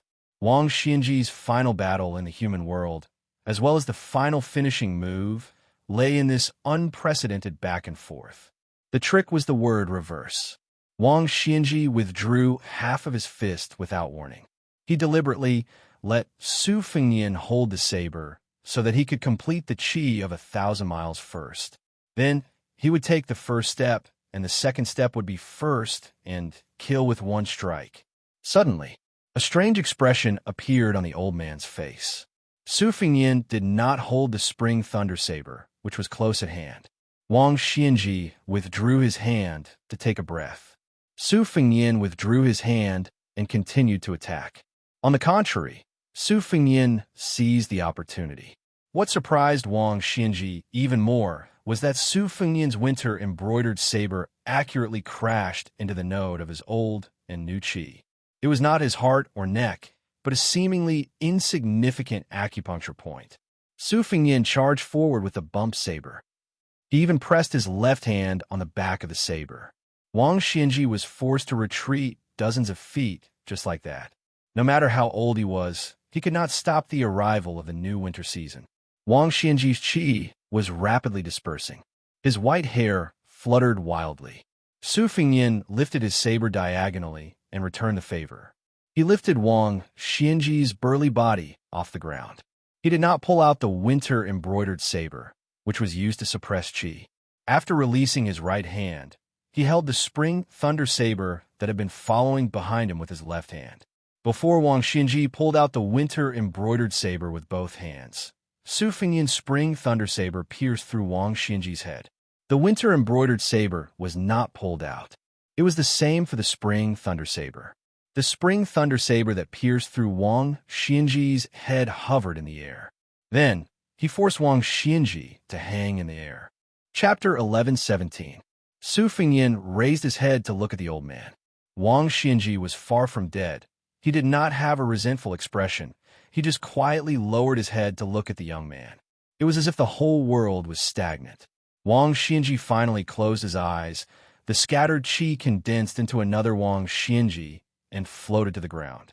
Along with the wind, he flew past the old man's illusory figure. Su Fengnian calmly said, "You win." Two pillars of heaven covered with ancient golden seal characters slowly hung down in the west. Obviously, this Wang Xinji who was scattered, but his spirit gathered. Although he no longer had the strength to kill Su Fengnian, but the gate of heaven was already open, he could still leave if he wanted to. When Wang Xinji passed through the gate of heaven and looked down on the world with the posture of an immortal, with the old man's unruly behavior, how would Su Fengnian, who had nowhere to hide, live? Wang Xinji did not pay attention to Su Fengnian, as well as the two uninvited guests that appeared in the corner of his eyes. A man stopped his horse, but raised his hand to retrieve the spear. The other androgynous, handsome young man retrieved the embroidered winter-spring thunder double blades. The old man walked towards the gate of heaven, but did not step through it. Instead, he stood with his hands behind his back, smiled, and said, "There is no meaning." Wang Xinji turned around, looked to the east, and said in a low voice, "Jiang Fuding, fight the tide for 10 years." The old man then shifted his gaze to the north, indifferently said, "You groom, you go to the ice fields of the extreme north." Finally, Wang Xinji stared at the young shepherd who stumbled a mile away, smiled, and said, "I have some fate with this old man." The swordsman of Martial Emperor's city, Lu Huang, was a step late, tightly gripping the hilt of the Bodhisattva barbarian's sword, his eyes bloodshot. Lu Huang took off the scabbard, knelt on the ground, inserted the ancient sword into the ground beside him, kowtowed heavily, choking with sobs. Disciple Lu Huang respectfully sends off master. Wang Xinji finally looked at this disciple, ordered, "Wait for master's soul to disperse.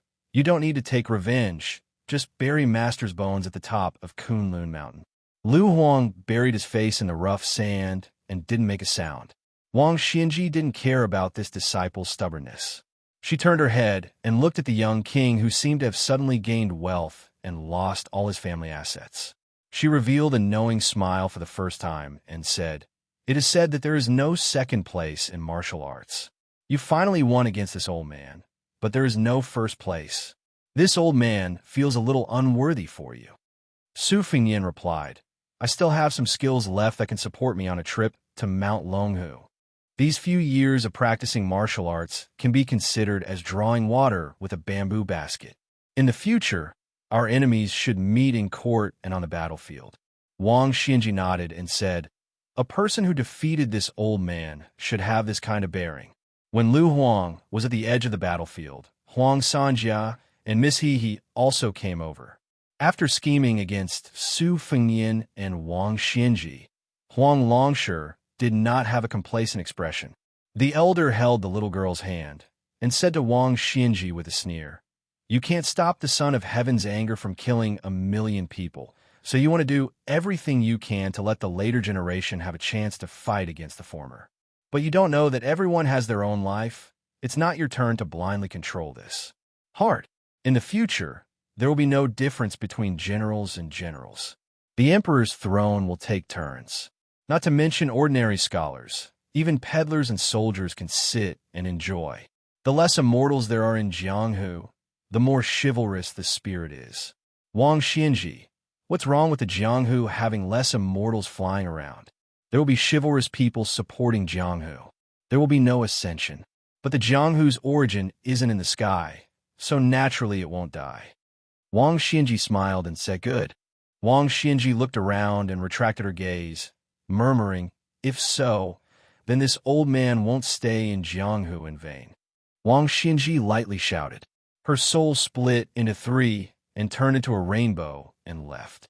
The magnificent divine gate gradually dissipated.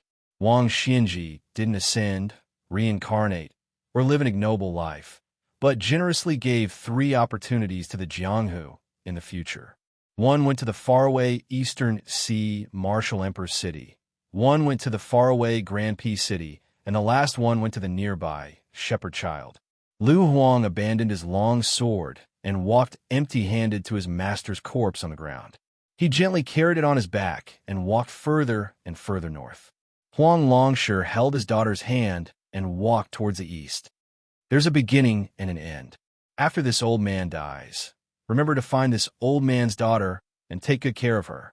Baihu wore the embroidered winter spring thunder, walked to Su Fingyin and asked, "You're going to Mount Longhu?"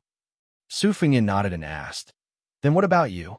Baihu smiled and said, "I don't have the habit of owing debts. Since you killed Wang Xinji for me, then I'll try to kill Toba Bodhisattva." Su Fingyin whispered, "Don't die."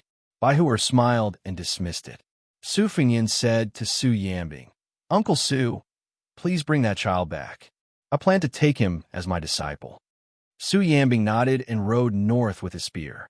He found the skinny shepherd boy who fainted on the ground because he couldn't bear the burden. Mount Longhu, a middle-aged Taoist, was fishing by the deep pool. The purple bamboo fishing rod had no hook or bait. A green leaf was floating in front of him. The Taoist Zhao Huangchao occasionally stared at the wandering veins in the leaf and occasionally raised his hand to calculate the fate. At first, it was mostly within the framework. Zhao Huangchao's expression was relaxed. The veins in the leaf turned bright and dark a few times. The Taoist who cultivated in seclusion frowned, but didn't turn pale, until the leaf turned yellow in an instant and was cut off along one of the veins. Zhao Huangchao was speechless. He looked at the two pieces of the leaf floating on the deep green pool. His face was pale. Zhao Huangchao suddenly raised his head and looked towards the northwest. He said angrily, "Old Man Wang is useless." A red rainbow smashed into the deep pool. Zhao Huangchao decisively threw away the fishing rod and rushed up the mountain. He wanted to climb over the mountain and rush north. He wanted to rush to the Earth Lung Mountain, where he had raised an evil dragon in the number 1 paradise of Taoism. The guest from afar knocked away most of the water in the bottomless pool. It was as if a huge green lotus had bloomed in Mount Longhu. Zhao Huangchao stepped on the canopy of the towering ancient trees as if he was walking on flat ground. His body leaned forward and his Taoist robe fluttered in the wind. The great Taoist master rode the wind. However, a cold, killing intent enveloped his back. Knowing that things were not going well, Zhao Huangchao made a gesture with his fingers and was about to recite the word formation. That would turn out to be a prophecy when one of his legs was grabbed by the monster behind him, whose face he had yet to see clearly. The visitor from Mount Longhu sneered, "Go back." In the end, Zhao Huangchao's body was lifted high and then thrown into the deep pool where the water was rippling. The Taoist priest didn't have time to dissipate the force. His back crashed into the water. The visitor was determined to beat him up. He landed in the pool almost at the same time as Zhao Huangchao. He appeared beside the Taoist priest and pressed the Taoist priest's head down with his 5 fingers like hooks. One standing and one lying down, they broke through the water and fell into the pool together. In the blink of an eye, Zhao Huangchao's head and back crashed into a blue stone that suddenly appeared at the bottom of the pool. The blue stone instantly shattered. The person raised his arm slightly and still grabbed the Taoist priest's head. He then slammed it into the stone wall on the side of the deep pool. Zhao Huangchao seemed to have been nailed into the stone wall. The person was still unwilling to give up. His 5 fingers retracted and then pushed again. This repeated repeatedly. The Taoist priest's head crashed into the stone wall again and again like a bell. No less than 100 dull and terrifying sounds of the bell rang in Mount Longhu.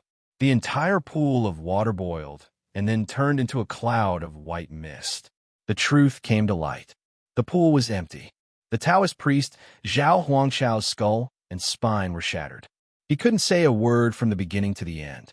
He was dead. Chapter 11:18. With such a big movement under the nose of the Taoist master mansion, the Taoist masters of Longhu Mountain arrived one after another. However, there were no nobles dressed in yellow or purple. The 3 Taoists who arrived first were not old. For the Taoists who could live forever in the eyes of the common people, this age was indeed not old. Like Mr. White Lotus, the 3 of them were outsiders of the Taoist ancestral court, but their cultivation was very high. They were Zhang Wenhan, Xue Solar, and Chen Kuanyong. After the father and son Taoist master mansion ascended together, the prestige of the Taoist master mansion declined day by day. These Taoists vaguely showed signs of supporting half of the Longhu Mountain. Among the 3 of them, Chen Kuanyong was the last to arrive.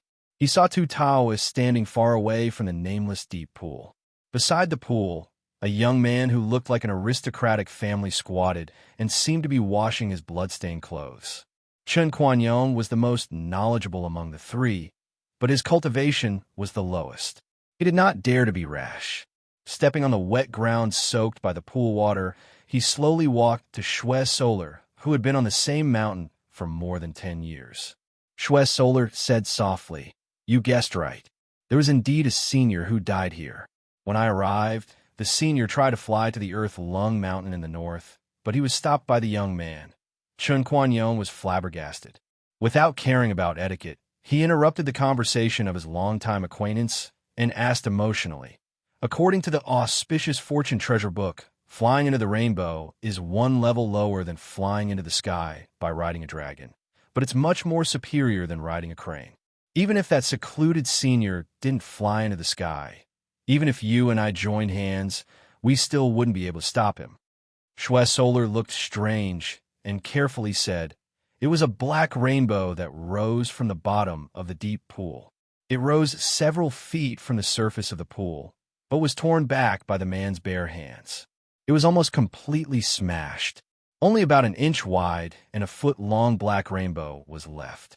It fled to the snow field." Chen Kuan-yong frowned. The black rainbow was definitely not an auspicious sign. It was accompanied by many bad prophecies in the ancient books. Zhang Wenhan, who was some distance away from Chen Kuan-yong and Xue Solar, finally asked, "I am Zhang Wenhan of Longhu Mountain. May I ask if you're Prince Liang?" The young man stood up and washed most of the blood on his body. He nodded and asked with a smile, "Xianxia is not on the mountain?"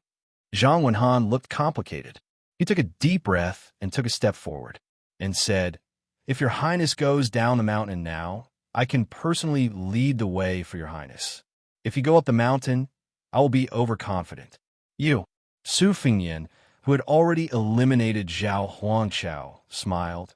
"There's no need to send me off. Send my regards to old perfected Zhao Shituan on my behalf." Zhang Wenhan felt as if a heavy burden had been lifted from his shoulders. He bowed deeply. "I will definitely pass on your message, your highness." Such wording seemed to be respectful, but in fact, it was no different from an eviction order. However, the notorious young king didn't seem to care and walked straight down the mountain. Among the three of them, Xue Solar was the most straightforward. He had a bad impression of the prince of Northern Liang, who had provoked Longhu Mountain. Even though he had seen how the prince of Northern Liang ended the fight with his own eyes, he still had his own calculations. Observing the situation, he knew that the young prince of Northern Liang was already weak. Xue Solar didn't want to miss this once-in-a-lifetime opportunity. He didn't mean that he had to severely injure the powerful prince of Northern Liang, but he wanted to avenge Longhu Mountain. He couldn't let Su Fingyan come and go as he pleased. Did he think that just because Immortal Qi Xuanjin was no longer in charge of the demon-slaying platform, anyone could come and show off here? So Xue Solar took a step to the side and blocked Su Fingyan's path down the mountain. Then, without waiting for Zhang Wenhan, who was said to be only one step away from the finger-profound realm, to warn him, Chen Kuan-yong saw the Duke of Northern Liang disappear in a flash. Then, Xue Daoyou's body was lifted off the ground. It was as if his head was pierced by an arrow. He was almost upside down when his head touched the ground, and then he fell limply to the ground. Zhang Wenhan hurriedly rushed to Xue Solar's side and squatted down, slowly instilling a long breath into him, trying to protect his turbulent heart. Chen Kuan-yong found that Xue Solar's face was as pale as gold paper, and his complexion was extremely poor. Zhang Wenhan angrily said in a stern voice, "The whole world knows that Wang Xinji wants to fight to the death with this person. Since Su Fingyan can come to Mount Longhu, not to mention that he defeated Wang Xinji gave him his last battle in the mortal world. It can be seen that even if he came to Mount Longhu to seek revenge before the battle, he is not someone you and I can belittle. If we annoy this person and he is driven to desperation, he will break into the Taoist master's residence and go on a rampage, destroying the foundation of Mount Longhu.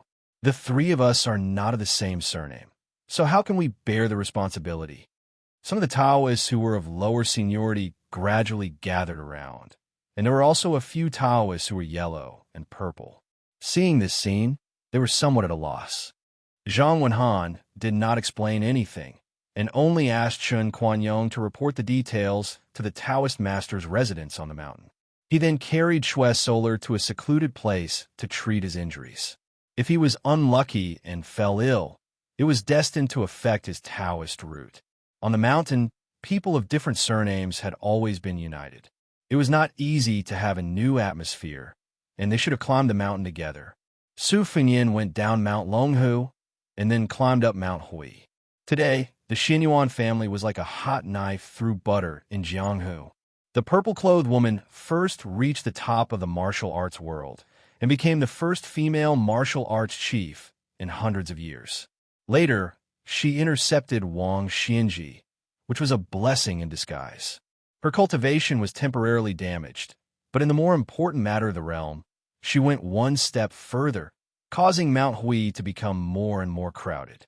At the mountain gate's archway, where one had to pass to go to Bull Mound and Snow Plateau, there was a newly erected sword comprehension stele, which was somewhat similar to the city wall of Martial Emperor's city. If the challenger lost, he would have to leave behind his weapon and leave the mountain. Chapter 1119.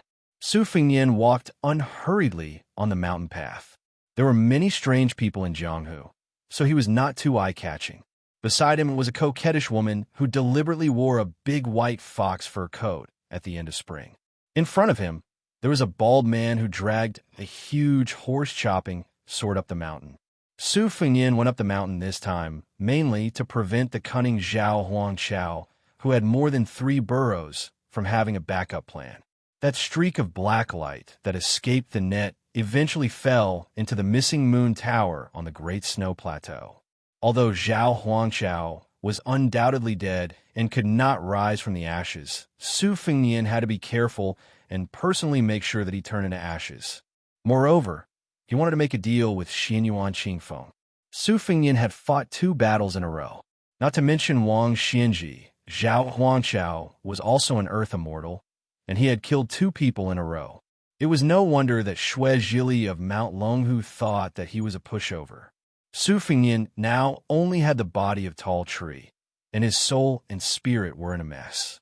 The former could not be obtained anymore, but the latter was like a dried-up pond in a dry season. As long as the pond was still there, there would be no water for a short period of time. However, as long as there was a few rains, there was still hope that the pond would be filled up. This was also the unique insight that Su Fengnian had comprehended after successively entering the false realm.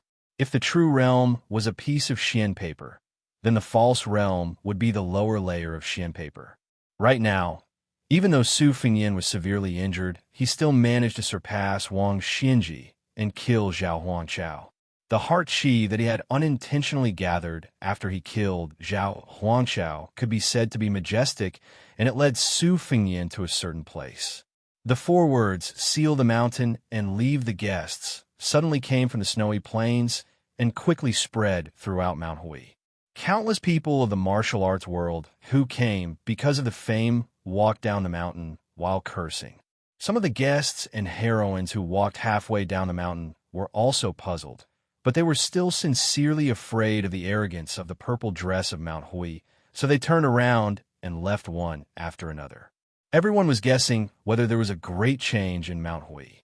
In the beginning, many people of Jianghu still hoped that there was an expert who could drag Xianyuan Qingfeng down from the Alliance Lord's throne.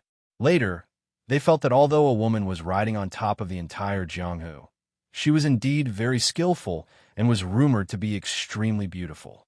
Wearing a purple dress that could topple the world did not seem to be bad, and it was quite a beautiful thing to talk about. As time passed, they instead thought that the woman could be even more superior, and it would be best if she could become the world's #1. In the eyes of the well-informed people of Liang Jianghu, once Wang Xianji left the Eastern Sea Martial Emperor city, that fame-seeking #6 in the world would definitely be dead. There was no doubt about this. However, old Monster Wang's ascension was also a matter of certainty. Liang Jianghu was very clear that for a whole 60 years, Jianghu was Wang Xianji, and Wang Xianji was Jianghu. No one could imagine how Jianghu would be without Wang Xianji. Wang Xianji was the undisputed #1 in the world. Therefore, it was natural for Jianghu to divide the world based on whether Wang Xianji left the human world or not. Perhaps it was because the master of the Xianyuan family had personally given the order, but many of the high-ranking foreign dignitaries of Mount Hui personally came out with cold faces and chased away the visitors. Some of the Jianghu men and women who relied on their skills and background were not willing to be treated so arrogantly at first. But in the end, they all suffered in the hands of the chief foreign dignitaries, Huang Fangfua. Only then did they leave the mountain with their tails between their legs. Su Fengnian went against the flow of people and attracted some playful glances. Most of them thought he was a fearless Jianghu fledgling. Only the last few people who left the archway of the mountain gate saw a man in purple standing under the archway in the distance. For the first time, he actually took the posture of going out to welcome guests. Xianyuan Qingfeng stood on the first step inside the mountain gate and stared at the master of Bailiang, who could be considered an old acquaintance. Others did not know the truth, but she could somewhat guess. Moreover, someone had just told her the truth. She calmly said, "Don't worry. That Taoist is already dead. As for why he came to Mount Hui before he died, if you want to know the answer, you can take advantage of the situation and fight with me. I'll only tell you if I lose." Su Fengyan leaned against the jade pillar of the archway and looked at the magnificent scenery outside the mountain with his hands folded in his sleeves. He sneered, "You really are a shrewd businessman. If you win against me, you'll undoubtedly be the #1 in the world. In the future, who would dare to fight with you for the position of Wulin Alliance head?" Xianyuan Qingfeng looked at his somewhat hunched back and did not say anything for a long time. Then, she lifted the corner of her dress and sat down on the steps. She asked, "How did you do it?" Su Fengyan's back slid against the pillar, and he also sat down on the ground. He let out a long breath and finally had a chance to breathe. He thought to himself that this was probably what they meant by as if a lifetime had passed. Xianyuan Qingfeng suddenly said something out of the blue. "There used to be a painting on Mount Hui that looked a lot like you. I also heard that you looked a lot like that female, sort of immortal mother of yours. I finally understood something, and it made me laugh for several days." The gloomy smile on Xianyuan Qingfeng's face was particularly lush. Su Fengyan said calmly, "Your father and mother's generation have already cleared up their own mess. If you insist on getting involved, I don't mind sending you on your way." Xianyuan Qingfeng laughed. "You're just a paper tiger. You still dare to scare people?" Su Fengyan frowned and dismissed the idea of making that deal. He stood up and turned a glance at her. "In the future, you should pay more attention to Jiang Fuding of Martial Emperor City and that groom you who went to the north." Wang Xianji had high hopes for them and gave them each a portion of fate energy before she died. Xianyuan Qingfeng remained silent. Su Fengyan hesitated for a moment, then said, "Mount Longhu has probably already secretly switched allegiance to the crown prince of Yanqi, Zhao Zhu. Even if the Celestial Master Residence does not have the courage, that White Lotus will still bet on Zhao Zhu. If you dare to make a bet, Zhao Zhu is a good choice. In the future, the Jianghu will become more and more inseparable from the imperial court." Xianyuan Qingfeng remained expressionless. Su Fengyan went down a mountain twice in a day. He went to Martial Emperor City alone. Chapter 11:20. There was not a soul in the carriage. The coachman was a young man dressed in plain clothes. If he were the son of an official, based on his appearance, and if he could write well, he would most likely have a smooth career in the officialdom. It was a pity that he was from a lowly family who was not allowed to study for the imperial examinations. Li Yang reorganized the provinces and established the roads. In terms of the various roads and territories, the king of Yanqi oversaw the southern border, which was the most vast. The Guangling Road, which the vassal king Zhao he had his eyes on, was close behind. However, the degree of richness of the two could not be compared. Half of the world's taxes came from Guangling, which was not a lie. It was just that Guangling Road was not peaceful at the moment. In the past, there were still people who could rely on their connections to pass through the post house. However, now that a storm was coming, it was obvious that a war was imminent. The dozen or so main post house roads around Guangling Road were abnormally strict. They did not allow anyone other than soldiers to invade. Once discovered, they would be exiled from the Tuyao. At the border of Guangling Road, there were many checkpoints with swords and halberds. One could only leave but not enter. It was obvious that the rebels of West Shu were the first to fortify their walls. Later, the matter of clearing the wilderness was handed over to Li Yang in order to catch a turtle in a jar. Several vassal kings carrying Jingnan's banners were stationed at the border. Most of them cherished their feathers, so the soldiers under their command did not violate the law. However, some of the second and third-class generals who held little military power but were unable to participate in the war immediately smelled the fishy smell. Horses would not grow fat without night's grass. Around the border, there were many bandits fishing in troubled waters. It was true that there were a few rebellious acts, but it was absolutely not as serious as reported by the local government. As a result, first there was a small-scale rebellion, and then there was the chaotic scene of bandits passing through like a comb. Immediately after that, the soldiers who were suppressing the bandits heard the news and moved into action. This was the true meaning of soldiers passing through like a string of beehives, causing many wealthy families who had the strength to complain incessantly. In the end, even the envious heads of the provincial and county government suddenly became bold. They did not care about their table manners and wantonly sent their trusted aides and advisors to the aristocratic families outside of their in-laws. Nominally, they were distributing protective talismans, promising that when the bandits roamed, the government would definitely send troops to protect the border and the people. Nobody was stupid, so they could only obediently squeeze out a smile and send boxes of gold and silver as a means of averting disaster. Nowadays, even the banknotes of the big money houses with roots in the capital were useless. As long as it was real gold and silver, the latter could only resentfully curse the officials in private. If you wanted to get to Eastern Sea's Martial Emperor City, you would have to go through Guangling Road and take the easternmost Wild Road. Su Fengnian, who had become a coachman, had already crossed the border. Along the way, he had seen several robbers taking advantage of the chaos to make money, all of which happened in the area between Dechu and Li Yang's Prince of Guangling, Zhao Yi. Among them, there was a group of 30 robbers, each of them riding a horse and wearing armor. Although most of their weapons were rusty, they were undoubtedly weapons from the old Guangling Road's armory. It was enough to show how the Liyang officials, who had come from outside, did not pay attention to the outside world and only cared about the wealth of the people. However, when Su Fengnian arrived at the east, the situation began to improve. At first, he walked on foot, but later on, he encountered a group of fierce bandits who were chasing a wealthy family far away from trouble. At that time, more than a dozen young and strong guards were killed. Su Fengnian killed a few bandits who were about to attack the women and children, and a few more who were out of their minds.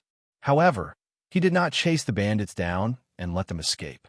At that time, a young man who was wearing a scholar's robe, who was about to kill his savior, stared at Su Fengnian gloomily and said that he was willing to pay 100 jin of gold to kill all the bandits and avenge his family. Su Fengnian ignored him. The young man was about 13 or 14 years old and was a jiren of the imperial court, but he had not yet passed the examination. He was probably a local prodigy and was highly regarded by his family. They were all eagerly waiting for him to bring glory to their family, so it was inevitable that he developed a condescending arrogance. When the young man saw that this young man who traveled in Jianghu was not chivalrous and had suffered a tragedy himself, he did not cover his mouth and said a few very unpleasant words. Su Fengnian was too lazy to argue with a child and continued on his way. However, the old man of this small noble family was kind and quickly came forward to reprimand his eldest grandson's rudeness. He gave him a carriage as a gesture of gratitude and carefully gave him a small stack of silver notes. The old man originally wanted Su Fengnian to help escort him to a safer place further south, but after testing him, he did not force him. In fact, the carriage and the 300 to 400 taels of silver were just worldly possessions. Moreover, so many guards who acted as coachmen had died, so some carriages had become burdens and had to be abandoned. Su Fengnian did not refuse, which was why he had what he had now.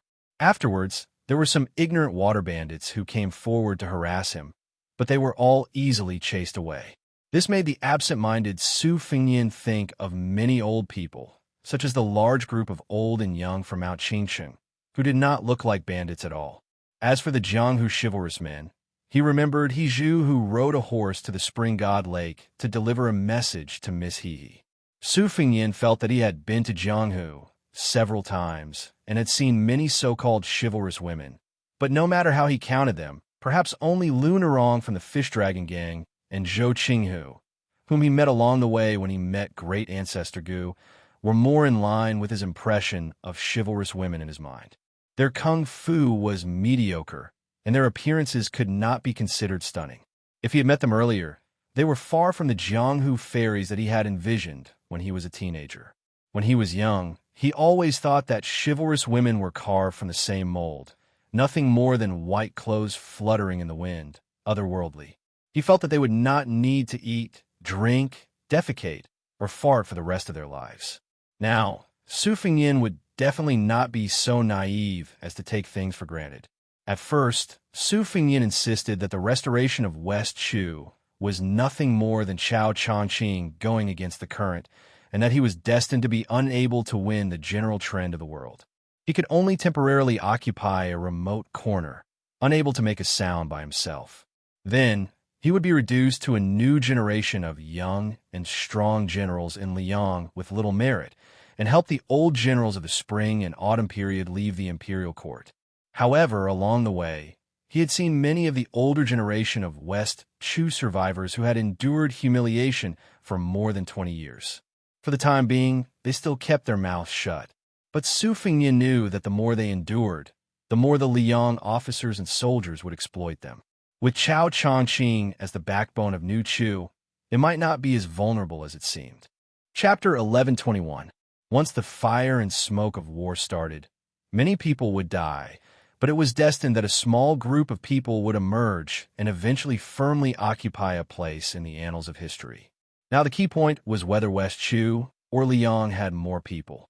Intuition told the Su Fengyin that the latter had more people, but West Chu had always produced great talents since ancient times. Once they made a name for themselves, they would amaze the world with a single brilliant feat. Perhaps one or two young talents would emerge who would inherit Chao Changqing's mantle. The carriage stopped temporarily at the northeastern border of Guangling Road. At this time, the entrances and exits around Guangling Road had been completely closed. This was the last hidden exit of Guangling Road. A lot of people with Jianghu background and connections had flooded into Wu City to take refuge. One of the vassal king Zhao Yi's trusted aides was guarding this place. Probably because he had received his master's instructions, he was not afraid of being impeached by the imperial censor and chose to turn a blind eye to it. Of course, if someone wanted to leave the country, it was impossible to do so without ruthlessly losing a layer of skin. Conservatively speaking, Zhao Yi's spring snow building had earned more than 2 million taels of silver in a short span of 20 years, not to mention the countless antiques, treasures, calligraphy, and paintings, which were all being transported to the end of Guangling River by cart. There were probably 3,000-strong elite Zhao family's light cavalry guarding the place. Although the road here was crowded, it was not chaotic. As for the wealth of the family, as long as there was enough money, the young general of the spring snow building, Song Li, who had 3,000 cavalry, could even allow people to enter the courier road to hasten their journey. If there was not enough money, it was not a problem. As long as there were beautiful women in the family, they could offer them with both hands. Everyone in the Guangling Path knew that the distinguished scholar Song Li was fond of women and did not like dead objects. No matter how valuable an object was, he would give it away as he wished. Only he was fond of collecting beautiful women. Song Li, who was not yet 30 years old, was not satisfied even when he was already drunk on the lap of a beauty. It was rumored that there were no less than 20 stunning beauties in his family. There were women from the imperial family of a fallen country who had wandered among the common people, young heroines from Jianghu's sex, and even women from aristocratic families who were willing to have an affair for him. Among these women, there was no doubt that the most famous was Banana Deer, who was ranked 6th on the New Rouge ranking. This delicate woman could be said to have had a difficult life. Originally, she had passed through the hands of many people, but fortunately, she was not labeled as a beautiful woman with a short life. Song Li's origins had always been unclear. He gave people the feeling that he had inexplicably become the new celebrity of the Guangling Path's important military location, the Spring Snow Building. However, after that, he had always been deeply trusted by the vassal king and was even close to His Royal Highness, Zhao Yuang. What was even more inconceivable was that Zhao Yuang, the grandson of the Zhao family with such a bad reputation, was able to remain calm in front of the beautiful women in Song Li's family. He was even able to respectfully address Banana Deer as sister-in-law.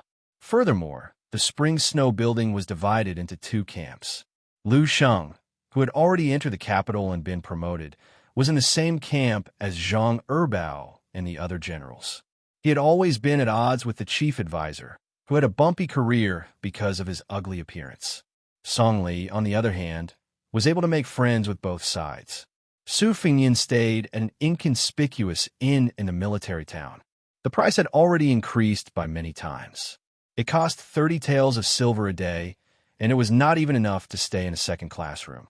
Furthermore, because there were so many people coming and going, even if the bedding was carelessly washed, one could smell a strong, sour smell of sweat. The horse grass used to pull the carriage had to be charged separately. It was even more expensive than the meals of the guests staying at other places. However, still, no one dared to complain. Su Fengyan's room was at the end of the corridor on the second floor. It was narrow and dark. Along the way, the initial banknotes had to be converted into money and had long been used up. Afterwards, he had cut off some real gold and silver from a group of bandits, which was more or less enough to cover the cost of crossing the border. If Su Fengyan wanted to reach the ownerless Eastern Sea Martial Emperor city as soon as possible, it would be a piece of cake. However, the current timing was not right. If he wanted to truly succeed, it was better to go at the right time than to go at the right time. That way, he would appear to be leisurely and carefree. Furthermore, he also wanted to take advantage of this period of time to take a few more glances at the people of West Chu. At dusk, Su Fengyan went downstairs to make do with dinner. After chewing and swallowing slowly, he ordered a pot of tea. The waiter said that it was this year's Spring God Lake new tea, but the tea in the cup was yellow and truly unbearable to look at. Inside the building, most of the guests were talking loudly. There was wine and tea. Su Fengyan discovered that there were almost no survivors of West Chu who had left their homes and headed north. After the spring and autumn period, the territory of Liang was vast. Because there were so many powerful vassals who had been given territories by the previous emperor, a lot of news, neither light nor heavy, was blocked by the region. However, there were still some things that interested the entire court. One person spread to 10, and 10 to 100. With the support of the relatively unobstructed post office, the news spread extremely quickly. For example, who was the top 3 in the court examination that appeared only once every 3 years? As for the martial arts and rouge reviews, there was no need to talk about them. However, in this month, there were only 2 things that the people of Liang looked forward to the most. One was when West Chu would rise in rebellion, and the other was when they would hear the news of the death of the young vassal of Bailiang. This news of death was, of course, great news. In the eyes of many people, even though Bailiang had the surname Su for more than 20 years, since the butcher Su Xiao was dead, they might as well give it to Chen Jibao, who had been the vassal for a period of time. Only then would everything be fine. In the eyes of the people, the new Liang prince was the scoundrel who occupied the magpie's nest. The king of Shu, Chen Jibao, could very well rule over 2 lands. The western front of Liang would be peaceful and peaceful. It was better than letting the prodigal Su Fengyan squander 300,000 cavalrymen for no reason. At this moment, everyone in the inn was discussing the second matter. After all, most of the people in the inn had a grassy atmosphere. As long as no one was implicated in the restoration of West Chu's country, it would not be a big deal. However, Wang Xianji, who had been given land without a single soldier, was an old monster who was called the Emperor on the same level as the Emperor of the Zhao family. When they talked about this martial emperor, everyone was excited. In the inn, there was a table of guests with a different demeanor from the people of Jianghu. They were solemn and full of murderous intent. Most of them carried sabers of the same style. Anyone with a discerning eye could tell that this table belonged to a family of officials. Moreover, there were several retainers outside the inn with similar sabers. Their eyes were sharp, and they looked at everyone with the arrogance of a human looking at a dog. There were 3 men and 1 woman at the table. The woman lowered her head to eat and occasionally raised her head. Her appearance was ordinary, but she had a pair of spiritual eyes that made people forget the vulgarity. Especially when she looked around, it was enough to add a lot of color to her. Sitting beside her was a short and sturdy man in his 30s. The other two were carrying sabers, one old and one young. The old man was dressed in brocade. When he heard the boastful talk in the inn, he could not help but have a mocking expression. It was probably the expression of a person at the mouth of a well, mocking a frog at the bottom of a well. Chapter 11:22. The young man rolled his eyes. He was wearing a Guangling saber wrapped in green silk. It was an imitation of Bailiang's third-generation Su family saber. In terms of sharpness, it lost to the first-generation Su saber, and in terms of lightness, it lost to the second-generation Su saber. Relatively speaking, it was most similar to the third-generation Su saber. However, experts in the art of war knew that there was no such thing as the best saber in the world. There were only sabers that were most suitable for the soldiers of the family. Just like the soldiers in the northwest region of the dynasty, they were usually tall, had long arms, and had outstanding physical strength. The soldiers of the Guangling path were inferior by a notch. This was a natural disadvantage that could not be changed by human resources. Regardless of whether Zhao Yi's reputation was good or bad, regardless of his skill in raising soldiers, he was at least one of the best among the vassals. Otherwise, no matter how thick-skinned this fat pig was, he would not be so shameless as to compete with Bailiang for the title of the world's best soldier. The Guangling path had the brand-new armor and horses from the Liang dynasty, and had also quietly produced the newest Guangling saber. However, it had not yet been released on a large scale. The saber that the young man was wearing was a new saber that had not yet been made public. It would be named either the Spring Snow Saber or the Elo Saber. It could be seen that Zhao Yi and the higher-ups of the Guangling path had high hopes for this saber. Just as the young man was about to speak, he was glared at by the man who did not wear a saber and did not look cultured. The young man immediately shut his mouth and sullenly drank his wine. It was really torturous to not be able to spit it out quickly. A retainer hurried into the inn and whispered into the ear of an ordinary-looking man. The man nodded, got up, and walked straight to Su Fengyan's table. He said with a warm smile, "Young master, do you have any scholarly achievements? If you don't think it's too much, why don't you come work for me? Other than the women who are with me, I'm always willing to give you anything." Su Fengyan asked, "Are you the general of the Spring Snow Building, Song Li?" The man was stunned for a moment, as if he did not expect his identity to be seen through at a glance. The old man beside him had said that this lad's aura was not ordinary. He was either a first-pin master who had hidden his strength or a chi master who focused more on his mind than his skills. The man could not help but click his tongue in wonder.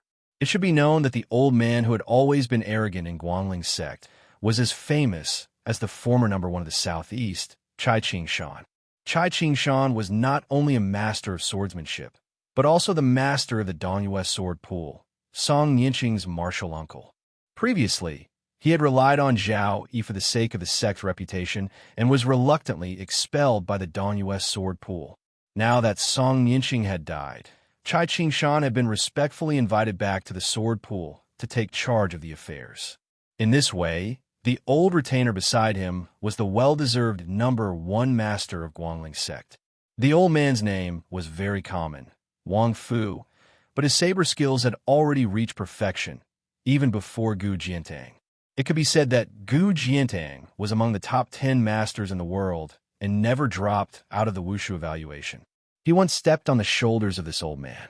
The old man treasured the famous saber Kof bead, nicknamed Ghost under the wrist. In the past few Wushu evaluation sessions, people who used sabers all over the world all had the same understanding. Those who were truly proud of their saber skills could be counted with one's fingers. Among them, Gu Jiantang was ranked first. Mao Shulang, who was from Nanjiang but was still strong despite his age, had already completely sealed his saber. Coupled with the fact that he had no successor, he went to play with flowers, grass, fish, and insects. Wang Fu unknowingly rose one rank, ranking before Yuan Zuozong of Bailiang, who had abandoned his saber for many years. The reason why this martial arts magnate did not enter the Wushu evaluation was because his strength was slightly inferior, but more the reason was that his martial arts ethics were extremely poor when he was young. When he encountered masters, he never knew what elegance was and used all kinds of sinister tricks. Years ago, in order to disturb the enemy's state of mind, he had people kidnap the enemy's wife and child before the battle. When he showed up, he threw the enemy's child's thumb. The enemy, who had always been calm and peaceful, lost the support of his state of mind and finally died under Wang Fu's saber. Even though he was old, he still did not act like an old man. His temperament was extremely devious.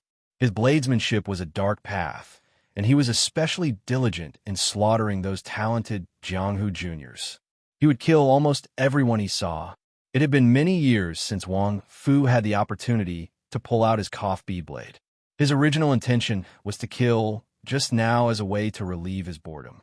If he made a mistake and really encountered a troublesome master, with Guangling Path's top nobleman Song Li's 3,000 steel cavalry holding the fort, a lone Jianghu outsider would not be able to make any waves.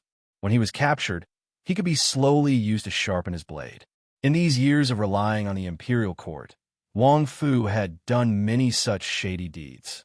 However, Song Li, who was recently conferred the title of General Hung Jiang by the imperial court, had his own plans. He did not go along with the intentions of this bladesmanship master. Instead, he had the intention to recruit him. It was not that he lacked valiant generals who could charge and break through enemy lines, but Song Li had always had a strong hobby of collecting beautiful women and Jianghu experts. Furthermore, he only treated them as flowers on brocade and not charcoal in the snow. Once he obtained them, he would be satisfied if he could take a few glances at them whenever he remembered them.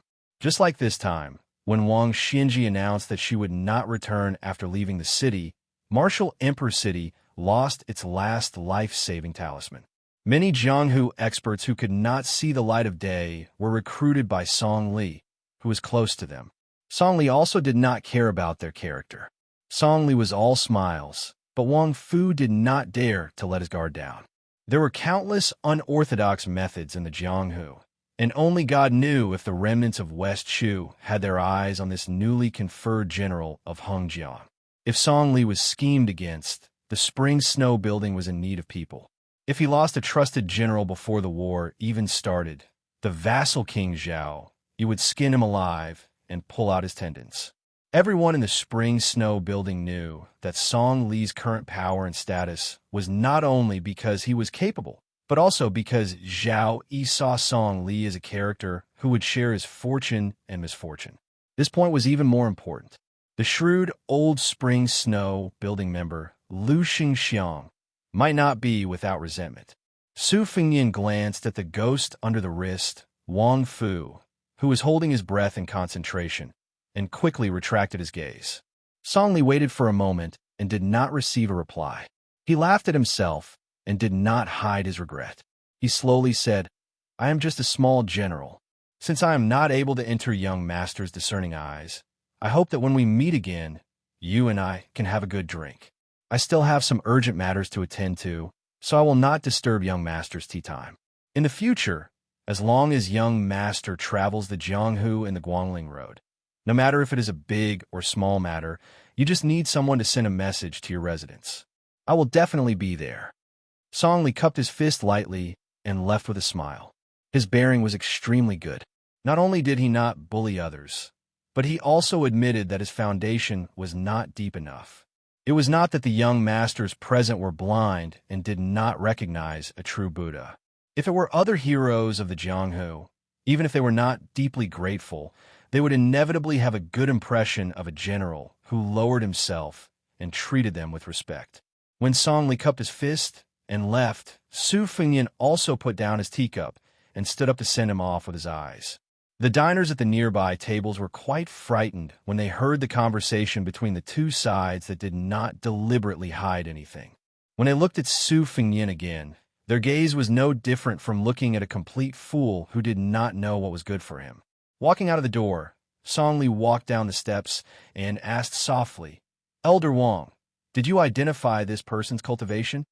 Wang Fu took out a fragrant porcelain bottle from his sleeve, unscrewed the lid, and lowered his head to sniff it. He said darkly, "Strange, strange." This old man purposely leaked some of his killing intent, but this kid did not purposely pretend to be a fool. After noticing it, he immediately stopped twirling his cup, but then there was no more movement. Could it be that he was apprenticed to a Taoist priest since childhood? Otherwise, he would not have such composure. Ordinary experts, when attracted by a sudden killing intent, can maintain their posture and pretend to be as steady as Mount Tai. However, the subtle changes in their pupils and the speed of their qi circulation are difficult to hide. However, this old man can confirm one thing. Looking at his continuous gestures of raising, holding, and putting down the cup, this kid must be a person who uses a knife. Song Li smiled. Usually, Elder Wang can kill if you want to, but now is not the same as before. Many things may affect the whole situation. It is better to avoid unnecessary trouble. Wang Fu reluctantly agreed and put away the bottle, as if not killing people was equivalent to accumulating merit and virtue. He said with a smile, "That kid probably doesn't know that he has wandered around the gates of hell."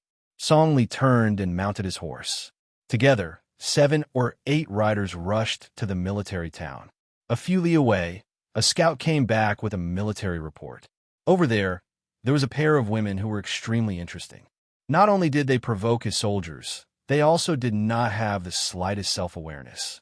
One of them threatened to make him, the general of Hengjiang, suffer the consequences. Song Li was not angry, but he felt that it was a bit chewy.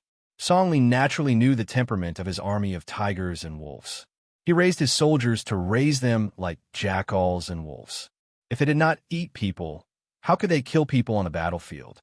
There were many horse bandits in the forest north of Guangling Road. Among them, there were 6 or 7 horse bandits with more than 100 people. Not only did they kill and set fires unscrupulously, but they also teased the local soldiers as easily as a cat playing with a mouse. Song Li also had an even more ruthless place. After his own soldiers became extremely difficult to exterminate, he sent many new soldiers who were in the dark to fight with them. They fed each other's fighting strength and died in vain. Galloping on the street, Song Li suddenly sighed with emotion. Who would dare to believe that Wang Xianxia would die in the hands of that person? Wang Fu, who had always been arrogant, had a gloomy face. If someone did not recognize Lu Huang, who was carrying old Monster Wang's corpse, no one would believe it. Song Li smiled and asked, "Then isn't the one surnamed Su the new number 1 in the world?" Wang Fu had never seen others doing well. He sneered and said, "Even if that young vassal king could survive, half of his life would be gone. Every year, he would have to consume several furnaces of Wudong's elixirs to keep his life. How could he be the number 1 in the world?" From this old man's point of view, Wang Xianxia is most likely dead. In fact, it was Bailiang who sent out all of its elites and some unknown hidden death soldiers that luckily killed Wang Xianxia. Song Li smiled indifferently and did not comment. Chapter 1123. At the inn, Su Fengyan returned to his room. Since he had nothing to do, he let the 9 flying swords fly out of his sleeves. Not only did he not use his qi to control the swords, he did not even have the slightest confidence in them. This was a mysterious phrase that often appeared in the Wu family sword tomb. It was used to explain a higher realm of using qi to control the swords, which was where the heart is, where the tip of the sword points. The latter was obviously very high quality. It required years of careful nurturing of the swords to nurture the sword embryo with perfect spirit. However, the 9 flying swords spiraling around the room were not only living creatures that had formed sword embryos, but more like enlightened children that had been caressed by immortals. In terms of physical toughness, after the battle with Wang Xianxia, Su Fengyan was far inferior to the Vajra realm masters in Jianghu. In terms of qi, the ghost Wang Fu in his wrist was not wrong. Su Fengyan could not compare to those Finger Xian realm masters with their own merits. However, the current Su Fengyan could not be judged with common sense. When he killed Zhao Huangqiao, he wanted to go to Martial Emperor City based on his intuition. At first, he was cautious and wanted to go to Mount Hui to find Xianyuan Qingfeng, the Wulin Alliance Master, to be his bodyguard. Of course, he wanted to make a big deal with her at the same time. Otherwise, he would not have asked. However, since Xianyuan Qingfeng was unwilling to have an affair with him or Bailiang, Su Fengnian did not force her. However, when he was in close contact with Xianyuan Qingfeng, a top master, and quietly confronted her, Su Fengnian was surprised to find that not only were the flying swords eager to move, he also had an inexplicable heroic spirit. This was not unfamiliar to Su Fengnian. It was the same spirit that himself and Wang Xinji had 800 years ago. They were invincible against the world. In the past, Su Fengnian was aware of this state of mind. However, he did not have the intention or the power to control it. However, after the battle, especially after he left Mount Hui alone and got closer to the Eastern Sea, he often could not suppress some of his unintentional actions.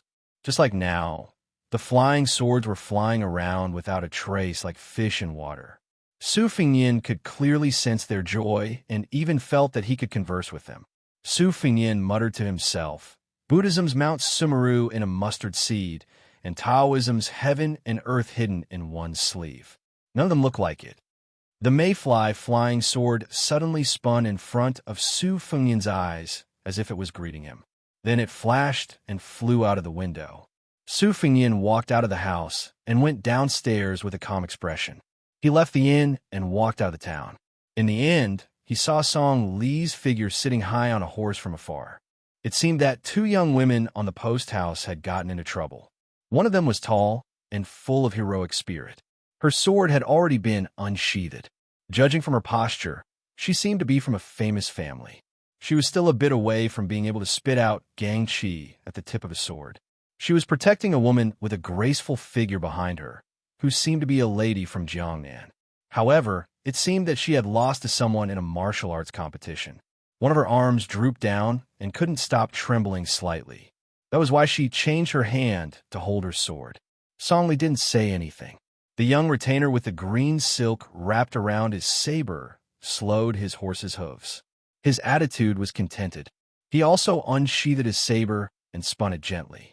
The warhorse leisurely circled around the two desperate women. Su Fengnian stood in the shade of an inconspicuous post house. He heard the swordsman, who was obviously a woman from the north, say sarcastically, I thought that the Guangling underworld wasn't a nest of snakes and rats. After all, even the capital knows that there's a guy called Song Li who keeps on saying that once he has the power of the dynasty in his hands, he will kill all the dogs of the people. Unexpectedly, hearing about him is not as good as seeing him in person. He's just a filthy trash who snatches women from the people. Hearing this, Song Li chuckled and finally said, Heroine, I have nothing to say about you injuring 20 soldiers with your own ability. However, Liang Meigong then openly made a bet with you. He lost, so we let him go. You lost, so you have to hand over the woman behind you. If you agree to a bet, you must accept your loss. Heroine, your swordsmanship is good, but your gambling character doesn't seem to be much. Hearing this, Su Fengnian prepared to turn and leave. The graceful woman behind the heroine was about to speak when she was stopped by her gaze. She turned her head and stared at Song Li. Song Li smiled and said, Don't say anything about you losing and you have to come with me. You and I both know that as long as you don't protect me, the woman behind you won't be able to walk more than 3 li in the current world. I'm not a good person, but I am an honest person. I can make it clear to the two ladies that as long as she passes through the Song family's gate, I will let her go. I won't touch a single strand of her hair. However, I have to say the ugly words first. The entire Guangling underworld knows that whether or not I touch her body is not important. But in the future, she will be considered my woman. The tall and heroic woman sneered and said, Song Li, do you have the ability to go to the capital and say such shameful words? Song Li waved his hand on the back of the horse and laughed. How would I dare? Song Li gradually withdrew his smile and said, No matter if it is you or the woman behind you, none of you are pretty girls from humble families. You are probably from a large family in Great Peace City. But since you have entered the countryside, you have to follow the customs. No matter how big the gold branch or jade leaf is, I can eat it without leaving a trace afterwards. So, you should think about it carefully. Don't really annoy me." The sword-wielding woman exhaled and said in a deep voice, "I have come to Guangling Underworld to find Zhao Zhu." She had left the capital to travel. Other than wanting to roam the Jianghu alone, she had also prepared to see that young person who liked to build the capital. The woman behind her was her close friend, but the person she was going to meet was a heartless childhood friend. That man who had originally had a bright future seemed to have disappeared from the world for no reason after his family had changed. She had finally found some clues. This time, she had gritted her teeth and secretly left Great Peace City. It could be called a rebellious action. If she returned, she would not be able to take a step out of the capital for the rest of her life. Also, this time, she had dragged her to see that man. She had not been refused a door. But what was more hurtful was that the man had said that he had already discussed a marriage and was going to take root in that poor little place. The woman behind her did not believe that he would change his mind. The man had arranged a date with the unfamiliar woman who was not as good as her in every aspect. Not to mention the difference in their backgrounds, their appearances, talents, and knowledge were not worth mentioning. But when she saw the man and the village woman standing together, she gave up. Because when she saw the man and the woman who were not a good match, she knew that he liked her. The woman who had practiced the sword for many years under the master of the sword was not as calm as she appeared. The old man beside, General Hung Jiang, was unfathomable, so she had chosen that young retainer as her bet partner. She was sure that the opponent's blade skills were slightly inferior to her own, but if they really fought, not only would she lose, if that person had not shown mercy, she would have died here. Although it was against her nature to go back on her word, how could she watch her close friend go to that dragon's pool and tiger's den? Just as Song Li himself said, once she crossed his family's threshold, she would lose her clean reputation. No matter what good would it do to have this surplus general of Guangling's local snake be hacked into 1,000 pieces, his property confiscated, and his ancestors exterminated? But she still did not want to reveal their identities. She was not willing and did not dare. Song Li stilled slightly, his eyes burning. Zhao Zhu, the heir of the king of Yanqi? She knew that it was not good and closed her mouth. There would always be men in the world who did not care about rules and liked a woman's identity more than her appearance. Great Peace City was the most virtuous place in the world, and also the most corrupt place. She had seen and heard too much about it. Some of the sons of noble families, who could not seduce any kind of beautiful woman, would target those women who were clearly old and lived in deep courtyards. They were proud of them, and would privately meet with their friends to use them as a topic of conversation. They would compete to see who had the higher rank of the title madam that they had tricked. She had heard that this group of scoundrels did not just view women with ebony scrolls as playthings. They even dared to seduce title madams with jade scrolls and rhinoceros horn scrolls. Hearing the name Zhao Zhu, Su Fengyan, who had already walked a few steps, stopped in his tracks. He raised his hand and plucked a lush willow branch. Su Fengyan did not plan on going close, but he also did not want to stand by and do nothing. Wang Fu thought that he, the second in the world in blade skills, had not acted in the end because that boy was lucky. Soon, he lost his confidence. A willow leaf flashed through the air. Like a knife cutting through tofu, it cut through Liang Meigong's Guangling new blade that was not in its green sheath. The proud young bladesman who had just won against that woman was dumbstruck, his face blank. Wang Fu was the one with the highest realm present, far above everyone else.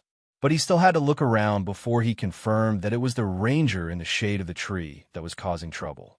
The reason that Wang Fu had the strange nickname of Ghost under the wrist was because of the way he moved his blade. It was as though there were ghosts and gods helping him. He was one of the few people in the Jianghu who could ignore opponents of higher realms.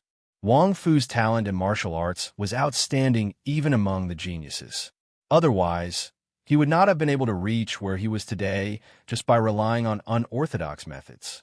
Even a swordsman like Cai Qingshan would not dare to say that he could beat Wang Fu for sure, especially in a battle of life and death. Perhaps Wang Fu's chances of winning were higher. Then everyone on the road saw an absurd scene. The unreachable ghost under the wrist. Wang Fu first leaned back on the horse's back, as if he had dodged something.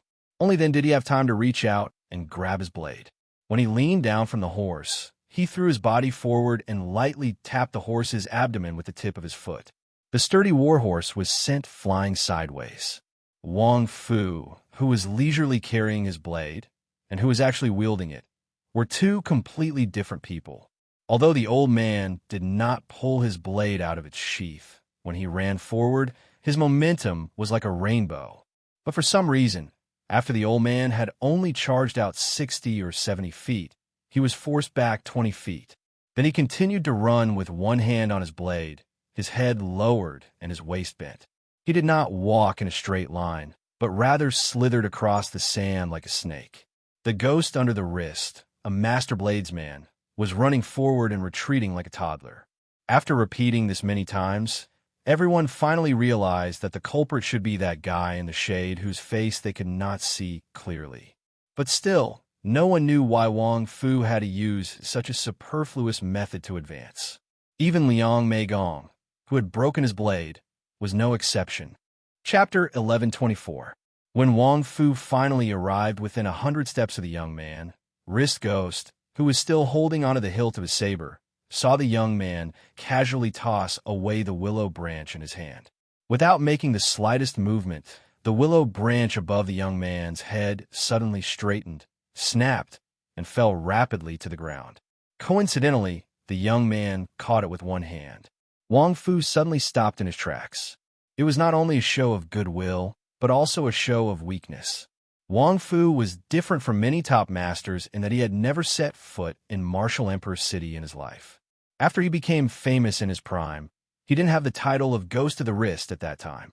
Instead, he had the title of Wang Bu Si, which was mixed with praise and criticism. This was because he would kill anyone he encountered, and the one who survived would always be him, Wang Fu. He would never provoke an enemy who could kill him. So in this life, Wang Fu had never lost even once. Even though he had been close to Xianxia for many years, the two of them had never once exchanged martial skills. For more than 10 years, Wang Fu had rarely used his saber. But 10 years ago, there was a time in Jianghu when he was still carrying the cough bead, one of the 10 most famous sabers in the world, against a young man. He still retreated without a fight. Not long after that, not only did Wang Fu know who that young man who didn't carry a sword or a saber was, it could be said that the whole world knew. The Peach Blossom Sword God, Deng Tea. This time, Wang Fu still did not care about the face of top masters and martial arts seniors, and chose not to use his saber. It was not that he thought he had no chance of winning, but once he used his saber, it would be a fight to the death. The two of them met by chance, and there was no irreconcilable hatred between them. If he was facing Gu Jiantang, then the old man would have the impulse to fight regardless of life and death. After all, those who practiced the sword all wanted to climb over Dong Tai's mountain, and those who practiced the saber were Gu Jiantang. As for those who practice martial arts in general, no one should have the wishful thinking of defeating Wang Xianji. Wang Fu did not believe that Wang Xianji only died at the hands of the young King Su. Wang Fu stood where he was, feeling a little depressed. There were too many young masters in Jianghu. Many of them had died at his hands, but they were like weeds that grew again when the spring breeze blew. The young master that he had underestimated earlier didn't push his luck either. Instead, he twirled the willow branch between his fingers. It didn't seem like he would take the initiative to shake hands and make peace. It was as if he was waiting for Wang Fu to take the initiative to attack. This junior who popped out of nowhere was too arrogant. Wang Fu's thoughts fluctuated several times, but he did not pull out the Guangling saber at his waist. If he really had to fight to the death, he would feel uncomfortable if he didn't bring along his cough pearl knife. Song Li rode forward and came to Wang Fu's side. This extremely daring general had a complicated expression as he slowly said, "No wonder this young master is unwilling to pay attention to me." The cool breeze blew gently, and the dense willow leaves made the shade of the tree seem deep. The young man didn't say anything. Song Li smiled. "Since young master has made a move, I'm not a fool who won't turn back until I hit the south wall. As long as those two women are in the Guangling Taoist realm east of Shuzi County, I will promise them a safe journey. How about it? Song Li couldn't see the face of the man under the shade, but Wang Fu, who was facing a great enemy, saw it clearly. That guy had a faint smile, but it was especially playful. Song Li tilted his head, then suddenly lifted the reins, turned the horse around, and faced the hundreds of elite light cavalry soldiers. He raised his arm, indicating that they should retreat. Although Wang Fu's 5 fingers left the hilt of his saber, he didn't turn around. His body retreated. After the cavalry had gone some distance, Liang Meigong looked at the bleeding wound on General Song Li's cheek. It was a ghastly sight. Liang Meigong carefully asked, "General, should we mobilize 1,000 cavalry to encircle this person?" Song Li didn't nod, but asked Wang Fu, "Elder Wang, is 1,000 cavalry enough?" Wang Fu sneered, "1,000 cavalry to kill a wooden stake that doesn't move. No matter how hard the stake is, it's probably enough. After all, no matter how many masters there are in the world, there aren't many immortals like Li Changgang. But do you think that guy will stand still and fight 1,000 of our cavalry?" Song Li didn't fly into a rage out of humiliation. Instead, he smiled and asked, "Why don't we use all 3,000 cavalry and ask Elder Wang to block that person's retreat?" Wang Fu sneered. "Is it worth it for 2 women of unknown origins? Even if we take a step back, the identities of those 2 northern women are probably not simple. Aren't you afraid of getting into trouble after eating them? This isn't like the blood on your face that can be wiped off just because you want to." Song Li sighed. That's right. Wang Fu probably also realized that he had lost his composure. He shouldn't have taken advantage of his seniority in front of Song Li.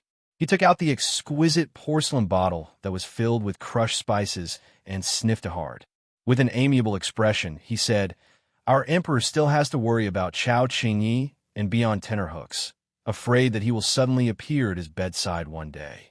General Song, this old man knows that you didn't care much about the power of Jianghu in the past and only treated it as raising cats and dogs for fun. However, there are some words that weren't easy to say in the past, but now you can say it. Everyone says that when a man gets angry, blood will splash 10 steps away. Perhaps there will be people who will ask why Chao Changqing was unable to break into the imperial palace so many times, and why the Su family still died of old age after slaughtering their enemies all over the world. This wasn't because the masters of Jianghu were useless, but because Great Peace City not only had Han Diaosi and Lu Haoshi, but now there was a large group of gatekeepers led by the Wu family sword tomb. Bailiang was no exception. Su Yanbing, Yuan Zuozong. Which one of them wasn't a match for 10,000 people? In the end, it's a matter of whose virtue is 1 foot high and whose devil is 10 feet high. In these 20 years, there have been too many masters who didn't follow the rules and didn't cherish their lives. They all died, not at the hands of armored soldiers, but at the hands of other masters. Speaking of this, Wang Fu, who was under his wrist, joked, "Does General Song want this old man to be like a concubine servant girl, guarding your room day and night? Even if this old man is willing, General Song's wives won't be." Song Li gently pressed his thumb on the wound and smiled. Chapter 1125. At his side was the young woman who was traveling with him. It was only because of her pair of limpid eyes that Song Li had taken a liking to her that she was exempted from the gold and silver that her family needed to pass through the border. She was nothing more than a concubine's daughter, so it was the same as being sold for a high price of several tens of thousands of taels of silver. Moreover, she was able to establish a relationship with Song Li, a popular figure in Guangling Path. It wasn't just the landowning household that was secretly delighted. Even the woman was happy inside. Normally, when marrying, one had to pay particular attention to matching social status. How could she have the extravagant hopes of marrying a Hung-Jiang general conferred by the imperial court? Song Li turned his head, staring at the woman whose name he still didn't know. With a smile, he said, "If you look at this general's wound one more time, I'm going to cut out your eyes." The woman, who originally only knew a bit about horsemanship and whose face was slightly pale from the bumps, was immediately horrified to the point where her face was devoid of color. The pair of women on the post-house road could be considered to have seen a glimmer of hope at the end of the tunnel. However, when they wanted to go up and express their thanks, that righteous man had already disappeared without a trace in the blink of an eye. The timid woman clutched her chest, breathing heavily. With a wave of lingering fear, she said, "Xianxia, why don't we return to the capital?"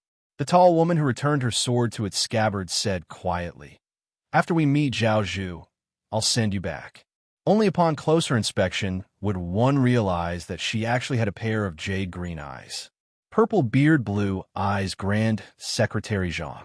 The woman didn't have any facial hair, but her jade eyes were similar. She was also someone from the capital, so her identity wasn't hard to guess. She was Zhang Julu's daughter, Xianxia. Meanwhile, the woman at Xianxia's side was a genuine relative of the imperial family, the most noble woman under the heavens. She admired that Song family's young phoenix, and Xianxia just happened to want to roam the Jianghu, which was why she snuck out from Great Peace City. During the initial stages of their journey south, it was generally like a spring outing.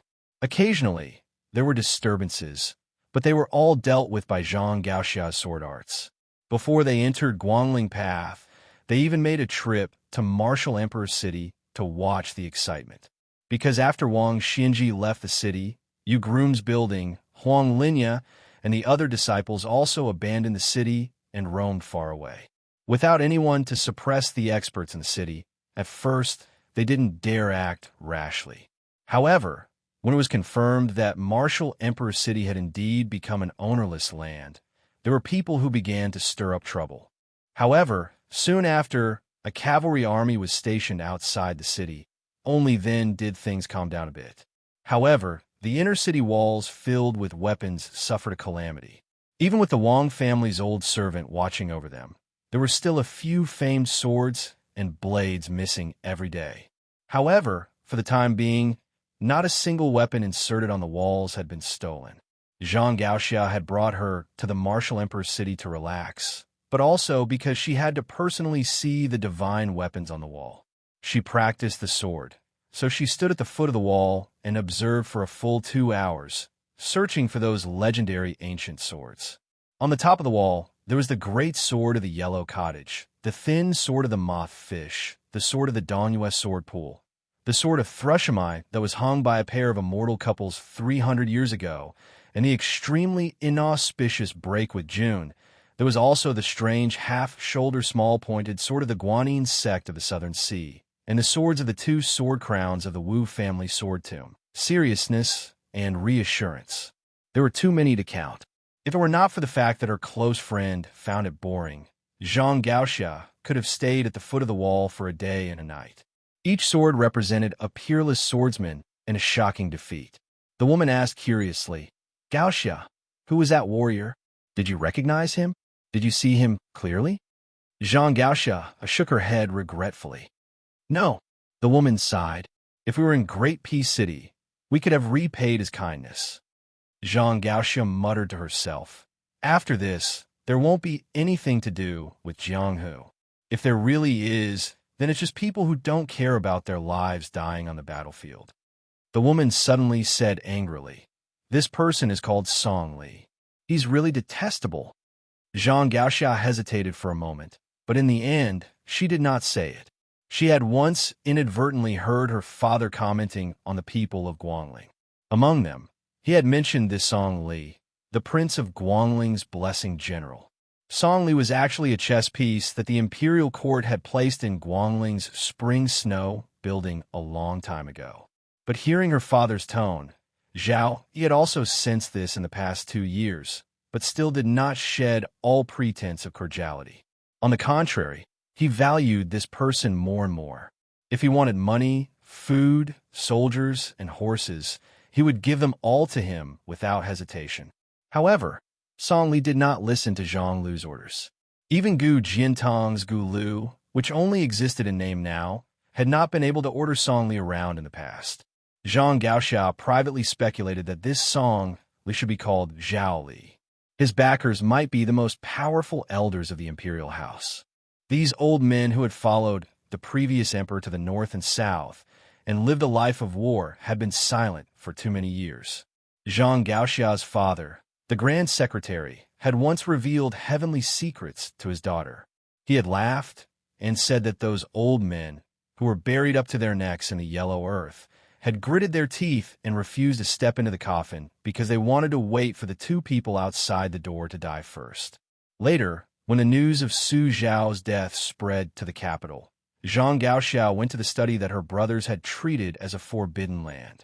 When she found that the person outside the door had died, the father of the person inside the door was not very happy. Instead, he was somewhat lonely. When she left the room and closed the door, she vaguely heard her father say, "Since ancient times, it has been difficult for famous generals and officials to die of old age. Su Xiao has won." Returning to the inn in town, Su Fengyin was not in a hurry to leave. His trip to the Eastern Sea this time was one thing. However, if Guangling Road mistakenly thought that they could take advantage of the situation, he did not mind learning from Chao Chongqing and having a good chat with Zhao Yi and Zhao Yuang. As for Song Li, he naturally knew more than Zhang Gaoxia. In name, Song Li was one of the most popular people in the Spring Snow Building. It was even rumored that he had squeezed out Lu Xingxiang's position. In reality, there was no such thing. Lu Xingxiang, going to the capital to be assistant minister of the Ministry of War, was an open attempt by the court to steal people from him. Song Li was secretly stealing people from the Spring Snow Building. However, even Zhao Yi probably only knew part of it. Song Li was not only a chess piece of Great Peace City, he was also the work of the Yin King Zhao Bing. As to who Song Li would be loyal to in the end, only the heavens and earth knew, as well as Song Li himself. Song Li was a chess piece that had been manipulated by many sides. Since he was able to survive on his own, he definitely did not rely on luck to get to where he was today. As expected, he did not come to the inn to make a big fuss. Su Fengyin left the country early the next morning. Actually, on the way to the inn, Su Fengyin would definitely die if Wang Fu could get within 10 feet of him. However, Su Fengyin was even more certain that even if Wang Fu was given 100 years, that guy would not be able to get within 10 feet of him. Because Wang Fu was not Gu Jiantang. The difference of one step was often the difference between heaven and earth. The carriage slowly approached the Eastern Sea. The sound of the tide gradually grew louder. Other than the relic sword box, the items that Su Fengyin wanted to take away from Martial Emperor City would shock the entire world. Chapter 1126. Because it's 5,000 words, it's a little late. Su Fengyin took in a poor young man as his disciple. Before they could see the Eastern Sea and enter the Martial Emperor City, they encountered a small group of horses that crossed the border and saved a family of orphans and widows. Among them, there was a young man who didn't know the immensity of heaven and earth. He didn't know the immensity of heaven and earth, but he insisted on sticking his head out and almost got stabbed to death by the horse bandits. Su Fengyin casually saved the young man and continued to drive towards the Martial Emperor City. The young man's temperament was lively and lively. For some reason, he set his eyes on Su Fengyin. He probably thought that Su Fengyin was a hero who roamed the Jianghu. He followed the carriage for a few days like a sticky candy. During the run, he couldn't bear to wear out his boots, so he simply took them off and tied them to his belt. The young man's leg strength was not bad. In addition, Su Fengyin's carriage was not in a hurry. It traveled and stopped from time to time. Even if he was left far behind for a short while, the young man would always be able to catch up. Su Fengyin lit a bonfire at the seaside that night. The exhausted young man didn't dare to come near and curled up in a corner to sleep. When the young man woke up the next morning, he found himself lying in the carriage. He carefully lifted the curtain and sat cross-legged against the carriage wall. For a moment, he didn't know how to address that young master. He was hesitating whether he should call him hero or mister. It was that young master who took the initiative to ask. After asking 2 questions, the young man shook his head desperately. The third question made the young man even more confused. The young man asked if he wanted to be his disciple. The young man didn't nod his head. He just blushed and said shyly that he couldn't afford the monetary gift. That young master said it didn't matter. Along the way, the two of them became master and disciple. They didn't talk much. The young man was called Wuxia. He was born and raised by a fisherman's family by the sea. His parents died while fishing at sea. He and his grandfather depended on each other for survival. After his grandfather died of illness, the young man left his hometown. Since young, he was much stronger than his peers. Other than begging, mourning for people's funerals, and carrying illegal salt, he had done almost all kinds of jobs that could earn him money. Young Wuxia was still at an age where he did not know what shrewdness was. When he learned that his cheap master, who seemed to have fallen from the sky, was going to the martial emperor's city, he was so excited that he could not help but chatter. The young man's nature was simple and honest, and he had a pure heart. Although he couldn't tell the depth of a person's character, he was more accurate in distinguishing between good and bad. After spending a few days with his master, he knew that his master was a person who was easy to talk to. He respected him far more than he feared him. However, to the young man's regret, this young master, who seemed to be more beautiful than a woman, did not like to chat. Most of the time, he was talking to himself and answering his own questions. After emptying his stomach of the anecdotes of Jianghu, he could only talk about the old sayings he heard from his elders and neighbors. Fortunately, his master, who had lost his peace, did not argue with him. He taught him a set of obscure incantations and soft fist techniques. He could not remember the incantations, which gave him a headache, but the fist techniques were soft and powerless. However, the young man was content with what he had. He was satisfied to be able to practice martial arts. When he left his hometown 2 years ago, he saw an old man selling secret manuals at a stall in the Jin province. He handed over the 3 taels of silver he had saved with great difficulty. The old man was easy to talk to. He opened his bamboo basket and allowed Wuxia to choose. Wuxia was illiterate, but when he heard the names of the books, they all seemed to be peerless martial arts. It gave him the feeling that if he could master 1 or 2 moves in the book, he would be able to make a name for himself in the Jianghu. In the end, Wuxia chose the sword manual. The inexperienced young man did not know much about worldly affairs, but after all, he was not a fool. He quickly realized that the secret manual was fake. However, he was not angry. He kept that nonsensical sword manual in his bosom and treated it as if he had learned 100 words. It was only a day's journey away from the martial emperor's city. The sea breeze came and went, easily dispersing the heat of the early summer. The young Wuxia grew up by the sea, so he did not feel that the sea breeze was slightly fishy. He only felt that it was familiar and comfortable. It was probably because he had left his hometown for a few years and remembered his deceased relatives. Wuxia fell silent. The reason why Su Fengyan did not talk to this disciple was not because he regretted accepting his first disciple or despised him for his mediocre aptitude. It was because he did not know whether to laugh or cry. After interacting with him, he realized that this sturdy young man was actually a girl. What was strange was that her chi flow and pulse did not seem like a girl's at all. In Buddhism, women could not become Buddhas. In Taoism, female Taoists were also very rare. There was a reason behind it. For 100 years, his mother was the only female sword immortal. Going back 300 years, there was only one female sword immortal. If one did not take the sword into consideration, the number of female first-rank experts could be counted with one's fingers. One of the 4 great grandmasters was Fengdu Greenrobe. The current Jianghu was more Yinxi than before. There were Luo Yang and Xianyuan Qingfeng, as well as Wang Xinji's disciple, Linya, who he had never met before. The logic behind a woman's appearance was similar to that of a man's appearance. His disciple Wuxia's aptitude was actually not bad. However, before and after Su Fengyan started practicing martial arts, he had seen the peak of the Jianghu. An outstanding aptitude was often not good when one was young. When it came to practicing martial arts, one's stamina was very important. With enough stamina, there would be many opportunities. Both were indispensable. The reason why Su Fengyan accepted him as his disciple was very simple. Wuxia had a wooden sword at his waist. In the first question, Su Fengyan asked Wang Sheng if he was willing to exchange the wooden sword for food. Wang Sheng refused. Su Fengyan then asked if Wang Sheng was willing to exchange the wooden sword for money. Wang Sheng still refused. In the middle of the night, they were only 30 to 40 miles away from the martial emperor's city. Su Fengyan did not continue riding forward. Instead, he ordered Wang Sheng to pick up dead branches and light a big bonfire by the sea. The roaring flames shone on the faces of the master and disciple.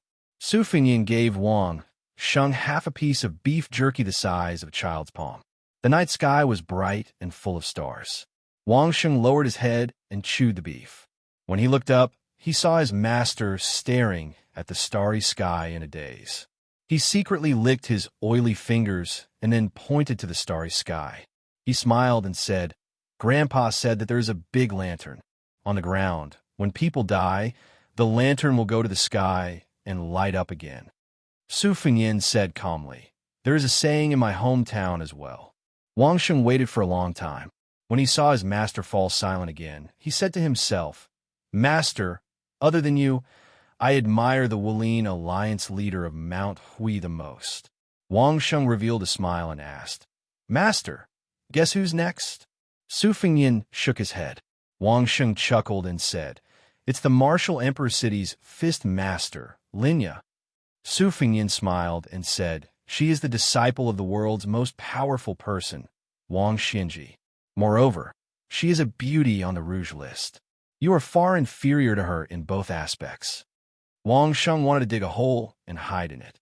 He asked timidly, "Master, you know?" Su Fengyan nodded. Wang Sheng saw that his master did not seem angry. He lowered his head and said, "Father and mother always wanted to have a younger brother, but they couldn't. Later, they gave up and raised me as a boy. Moreover, we can't afford a dowry, and I don't want to get married. Besides, who would want to live with a woman who looks like a man? Just thinking about it makes me depressed. Whoever marries me must be a rapist who did too many bad things in his previous life. The heavens want to punish him for marrying a man in this life." At this point, Wang Sheng, who was content with his life, was amused by himself. Su Fengyan tore off a piece of beef and put it in his mouth. He said softly, "When you grow up, you will look like a woman." Wang Sheng could not help but say, "If I look half as good as you, I don't mind living half a lifetime less." Su Fengyan said calmly, "Go practice for 2 hours." Wang Sheng knew that he had said something wrong. He took the wooden sword from his waist and went to the beach to practice with a bitter face. He obediently practiced 6 times, but there were many mistakes and he often forgot the routine. However, from the corner of his eyes, he saw that his master did not care about his stupidity and did not show any strange expression. Wang Sheng practiced for another hour before sitting across from his master. He picked up the wooden sword and placed it on his knees. Su Fengyan asked, "Walking the Jianghu with a wooden sword, don't you find it embarrassing?" Wang Sheng was puzzled and asked, "What's there to be embarrassed about?" Su Fengyan did not say anything. Wang Sheng smiled happily and said, "Grandpa made this wooden sword for me. Even if you want it, I won't give it to you." Su Fengyan, who never called himself master, said unhappily, "Do you think I want a broken wooden sword?" Wang Sheng chuckled. Su Fengyan joked, "In the future, if anyone is blind enough to fall in love with you, you can take this wooden sword as a token of love and consider it your dowry." Chapter 11:27. Wang Sheng remained silent with a bitter face. Su Fengyan said, "You think the wooden sword is precious now, but that's because you haven't seen a real good sword. I am going to the martial emperor's city to get something, and I can give you one when the time comes. However, you can only keep one sword. You decide for yourself. Let me say the ugly words first. I will not bring a poor disciple who only has a wooden sword to wander the martial world. I can't afford to lose face like this. Besides, you won't be able to practice any superior sword arts with a wooden sword. Wang Sheng, do you want to use this broken wooden sword to wander the martial world alone, breaking your head and bleeding? You won't be able to make a name for yourself for the rest of your life. Or do you want to accept a famous sword that everyone covets and learn profound martial arts from me? You will make rapid progress on the martial Tao. Don't be in a hurry to answer me. You can tell me your thoughts tomorrow morning." After Su Fengyan finished speaking, he went back to the carriage to rest, leaving behind a disciple who looked as if he was struck by lightning. The next day, the fog was heavy at dawn. The majestic, martial emperor city in the distance fell into the clouds and fog. It was sometimes hidden and sometimes visible. It was like a perilous sea. Su Fengyin walked to the seaside and saw Wang Sheng with his eyes closed. He held the wooden sword and pointed at the sea. Probably because he had been holding the sword for a long time, there was a drop of fog on the tip of the sword. Before this, Wang Sheng was wholeheartedly focused on practicing the sword. Su Fengyin didn't pay much attention to him and only taught him this ordinary sword stance. She treated it as a peerless martial art and practiced it tirelessly. Others might find it funny, but they also didn't find it funny. Wang Sheng finally realized that his master was beside him. He didn't keep the wooden sword and turned to look at his expressionless master. Suddenly, tears rolled down from his eyes. He choked with sobs and said, "Master." When a child met a threshold that they couldn't cross, they would naturally plead to their elders. Su Fengyin said coldly, "Let go of the sword." Wang Sheng's expression was bleak. "Master, I really want to practice the sword. I want to use the wooden sword to make a name for myself. Because grandfather said that there are people in the martial world who use wooden swords to make a name for themselves. In the future, I will definitely follow master and practice martial arts well."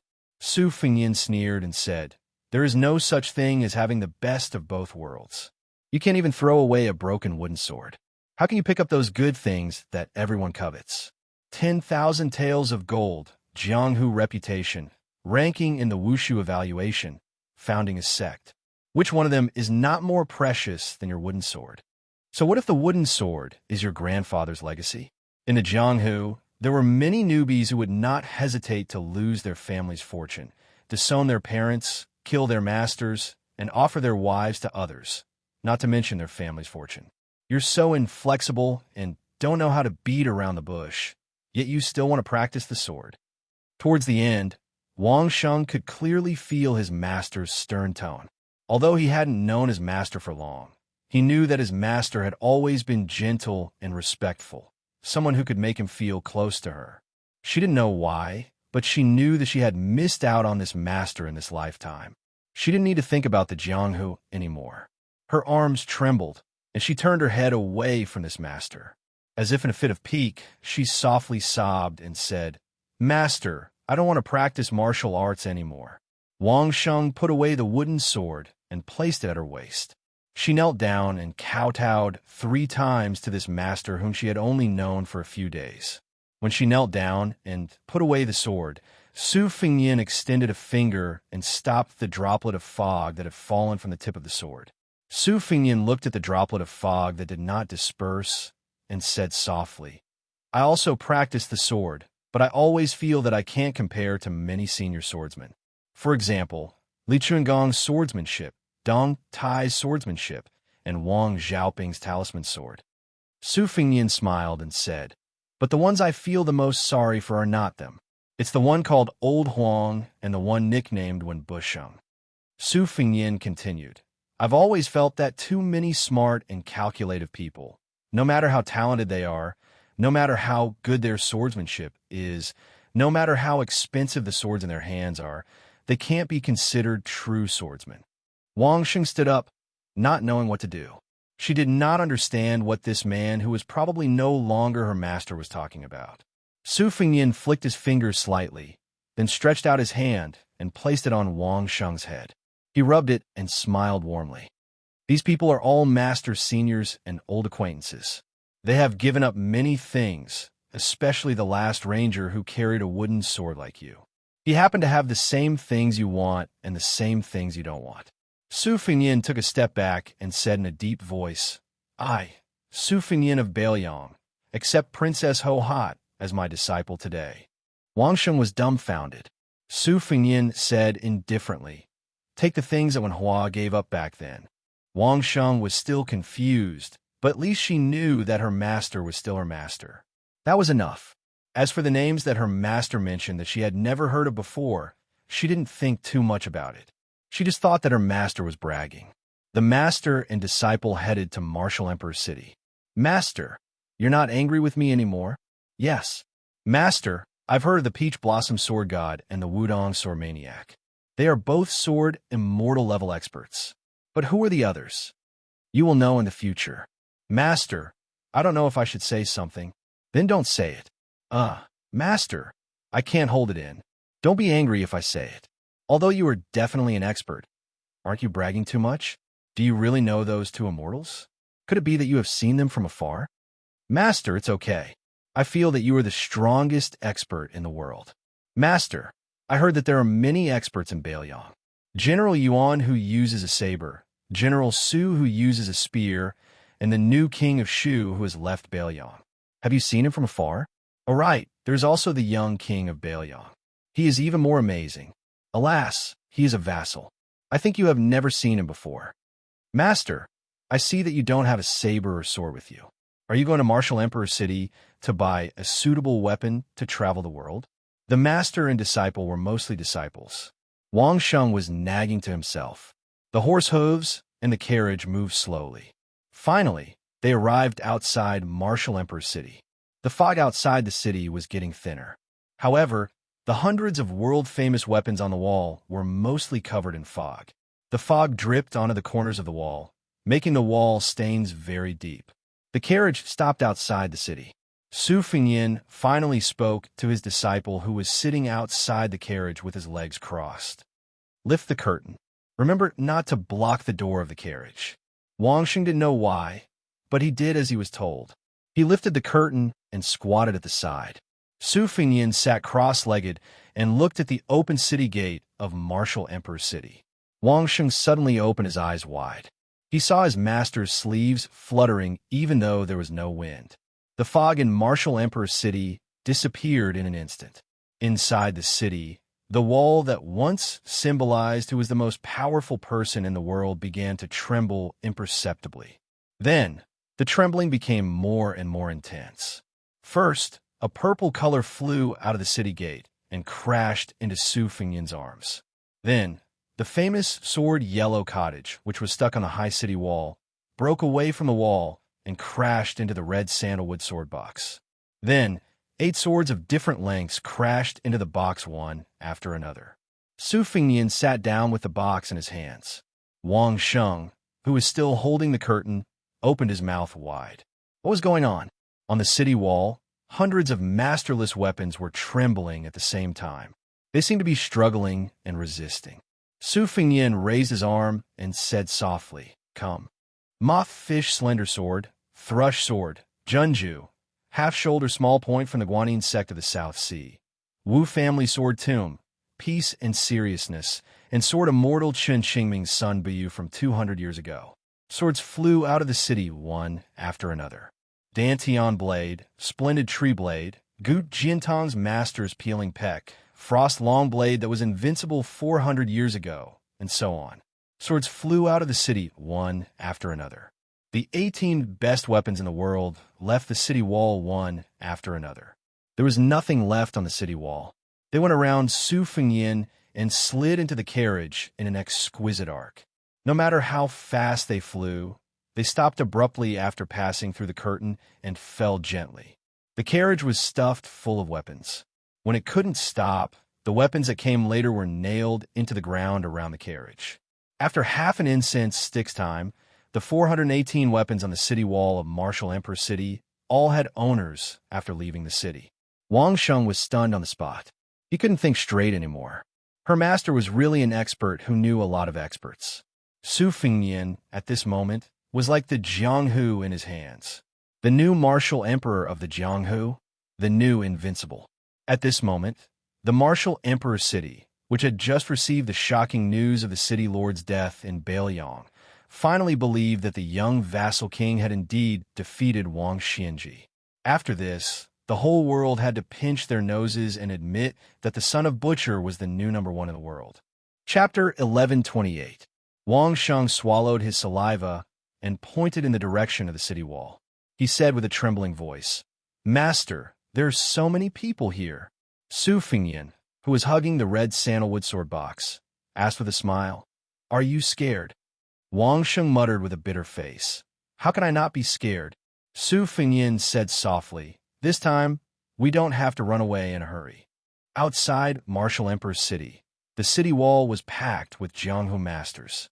Most of them had been hiding for many years. They were sheltering old monster Wang to avoid being hunted by the imperial court. At the same time, they knew better than any other Jianghu people how heavy the dark cloud above their heads was. It made them unable to see the sun and despair. If Wang Xinji didn't die, the Jianghu people wouldn't be able to rise again. This was the biggest principle of the Jianghu for the past 60 years. As time passed, no one thought that the old monster would die. However, not only did Wang Xinji fail to ascend, he was defeated by Young Jr. and even died in the hands of this guy. This was the most shocking news in the Jianghu in the past 100 years. It was even more unbelievable than when Li Chuangong's wooden horse and ox were broken by Wang Xinji. There was no lack of experts on the city wall. If any of them were to be thrown into the Jianghu, even if they hadn't used their name for many years, as long as they returned to the Jianghu, those sects with good memories would take the initiative to avoid them. These genuine experts coveted the weapons on the wall even more than those embroidered pillows. After Wang Xinji left the city, many people heard the news and secretly snuck into the Martial Emperor's city. When the news of Wang Xinji's death spread throughout the world overnight, more people rushed to the Eastern Sea. No one would wake up early if there were no benefits.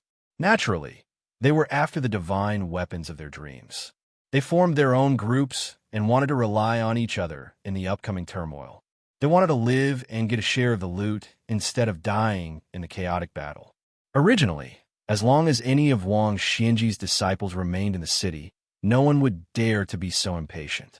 However, the current Martial Emperor city was like a flourishing clan that suddenly lost all its males. All that was left was a house full of helpless young beauties.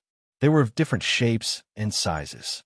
No matter how picky a man was, as long as he barged into the house and acted fast enough, he would be able to win over the beauties. In the end, a guy suddenly appeared out of nowhere and took all the women. Not only did he not let go of the family's wives and concubines, he did not even leave behind a single servant girl. How could the hungry men who were painstakingly leaning on the wall to look at the beautiful spring scenery behind the wall endure this? Everyone on the city wall was ready to make a move, eyeing covetously. However, no one was willing to take the lead in the beginning. This was what it meant to sacrifice one's friends rather than oneself. However, they were afraid that no one would make a move.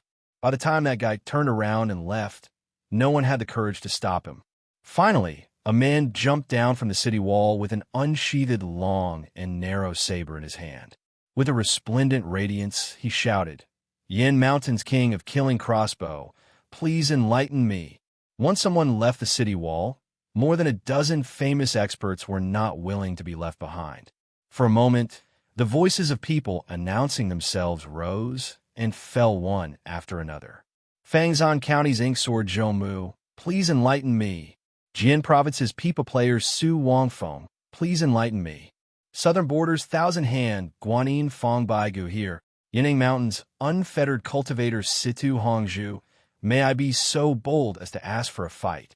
I am Mount Yulong's Monkling Miao. I would like to ask for advice today. More than a dozen experts were full of energy, each with a louder voice than the other. This was only the first group that left the city. Soon, a second group with even more people jumped down from the city wall. Compared to the first group, these men were more reserved.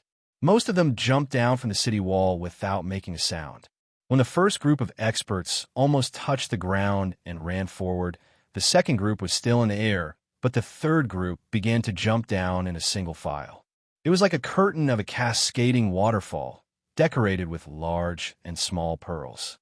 This dazzling and magnificent scene was destined to be passed down in Jianghu for a long time. Wang Sheng put down the curtain and sat closer. He said in a low voice, "Master, many of them are famous heroes and devils. Even I have heard of them." Su Fengyin nodded and smiled. "Then I will tell you some you haven't heard of." Su Fengyin looked in one direction and calmly said, 60 years ago, the Northwest's #1 swordsman, he Bai Chuan's sword Elmpod. His gaze shifted slightly, and he continued. Dong Yue's sword pulls Song Nianqing's fourth sword, Imo Xianxia. He looked in the third direction. Nanzhao's number 1 Wei Miao once wielded the ancient spear, Dragon Winding Beam, to fight in Jianghu for 3,000 li, Jiang Baishi's sword-peeling peck. Over 100 years, the great frost sword that was used by more than a dozen swordsmen. 2 generations of swordsmen of the Sword Tomb carried their swords in Jianghu and died in Jianghu. Don't worry first, then get serious. Su Fengyan calmly said the names and origins of more than a dozen weapons, as if he were counting soldiers on the battlefield. Every time he said one, a weapon would either fly out of the carriage or rise from the ground. Su Fengyan looked around and smiled without saying anything. Today was an eye-opener for the newborn calf, Wang Sheng. He no longer wondered why his master could do such an unprecedented feat if he really wanted a reason. It was very simple. It was his master. Wang Sheng looked at the Jianghu masters rushing over like a tide and quickly reminded his master. They are only 100 feet away. Su Fengyan chuckled and said, I am now a paper frame. But the question is, can they get close enough to dismantle me? Su Fengyan raised his hand and clapped lightly. Chapter 1129. After the applause, not only were there famous weapons such as Elm Pod, Strange Grass, Big Frost, and Long Saber, there were more than 20 weapons that had been silent for many years. Every weapon was like a spiritual object of the Xian realm. They either flew at a low altitude, fell in an arc, or wandered in an orderly manner. They found an enemy and flew away. None of the first group of more than 10 people were left behind. The rest of the weapons also did not participate. They just leaped over the heads of the masters and went to find the second group of Jianghu people behind. Su Fengyan no longer cared about the outcome of the battle. He turned his head to look at his disciple's slightly tanned face, which was overflowing with light and color. He explained in detail the root of martial arts in the world. Buddhism's mind-binding ape, Taoism's 3 corpses beheading, Confucianism's noble spirit. These are all talking about forging one's body. To put it simply, a person's body is a battlefield. If an ordinary person catches a cold, he or she can get through it by drinking some hot water and recover by himself. Those with weak bodies need medicine and other external items as reinforcements to rush to the battlefield. Otherwise, the body will be defeated like a collapsing mountain. As for how to refine the body, there are countless methods. But in the end, it's still the 6 paths of skin, flesh, tendons, bones, qi, and spirit. Skin, flesh, tendons, and bones are easy to understand. Except for some people who are born with supernatural strength, there's not much difference between ordinary people who practice martial arts. The only difference is qi. There's a saying that one can see the embryo at 3 years old when practicing martial arts. It means that at an early age, there's not much dirt on the child's body. It is easy to cultivate the meridians and aperture acupoints. The meridians are like the path of a person's qi, circulating endlessly. Very few masters can circulate qi for 600 to 700 miles in an instant. The aperture acupoints are a person's own paradise. Ancestor Lu once passed down a saying, go up the mountain and visit the immortals for 60 years. Then the treasure mountain is within oneself.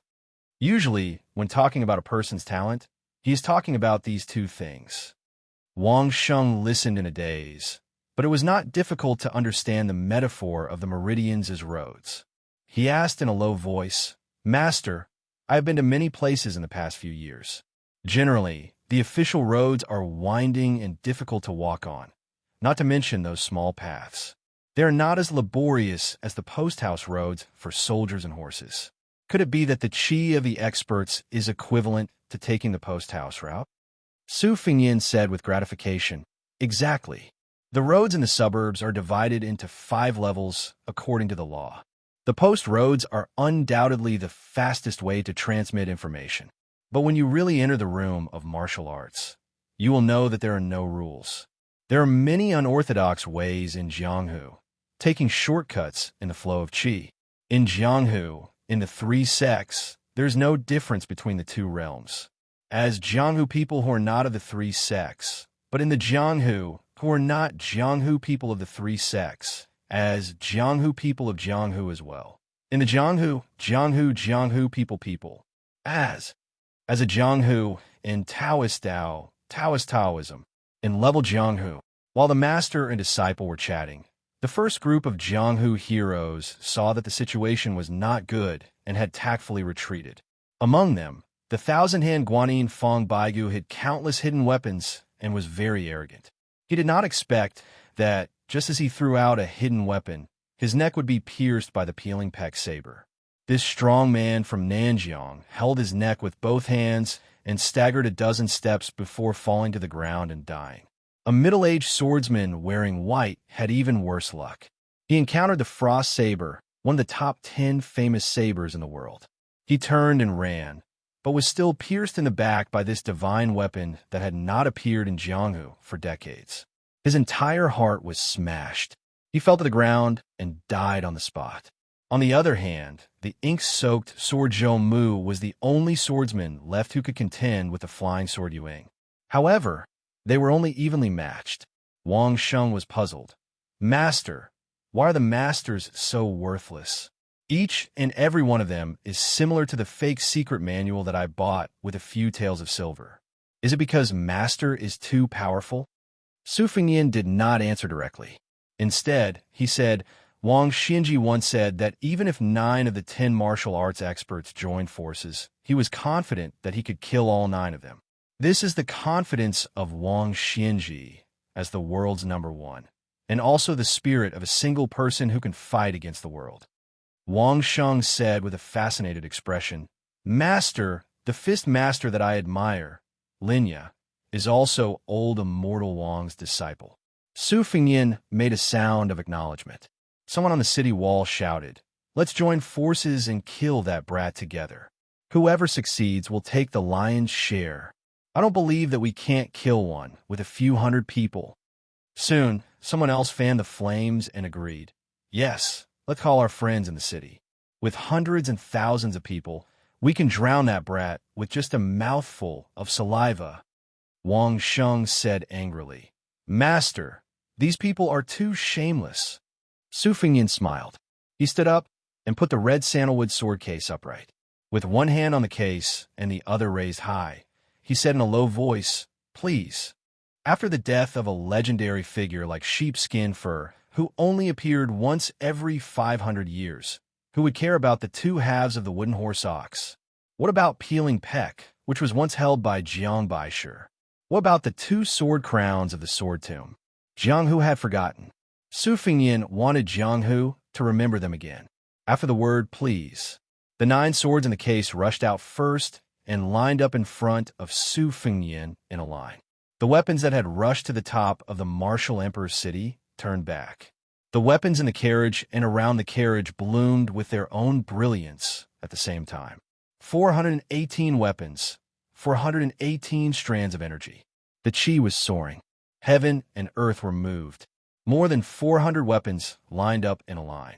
In front of Su Fengyan and outside the martial emperor's city. There was a line of tide. Who would get close? Chapter 1130. No one dared to leave the martial emperor's city anymore. Su Fengyan did not push his luck.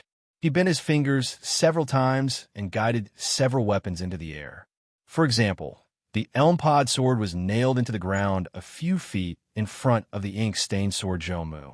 The great spear dragon, winding around the beam, was nailed into the ground in front of a spear master.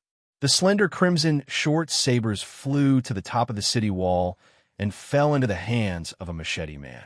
More than a dozen weapons had new owners. After a brief moment of shock, these people, without exception, cupped their fists and bowed to Su Fengyan outside the city to express their gratitude. This was not only because they were happy about Su Fengyan's gift, but also because they were grateful for his recognition of their talents. Among the crowd, a nameless, thin teenager was the most eye-catching. He had actually obtained the great frost long saber that had been returned to its sheath. After being gifted the saber, the teenager could not control the heavy saber that was as heavy as a living thing. He was dragged by the saber for dozens of steps before falling to the ground. Only then did he hug the great frost-long saber tightly and grin foolishly.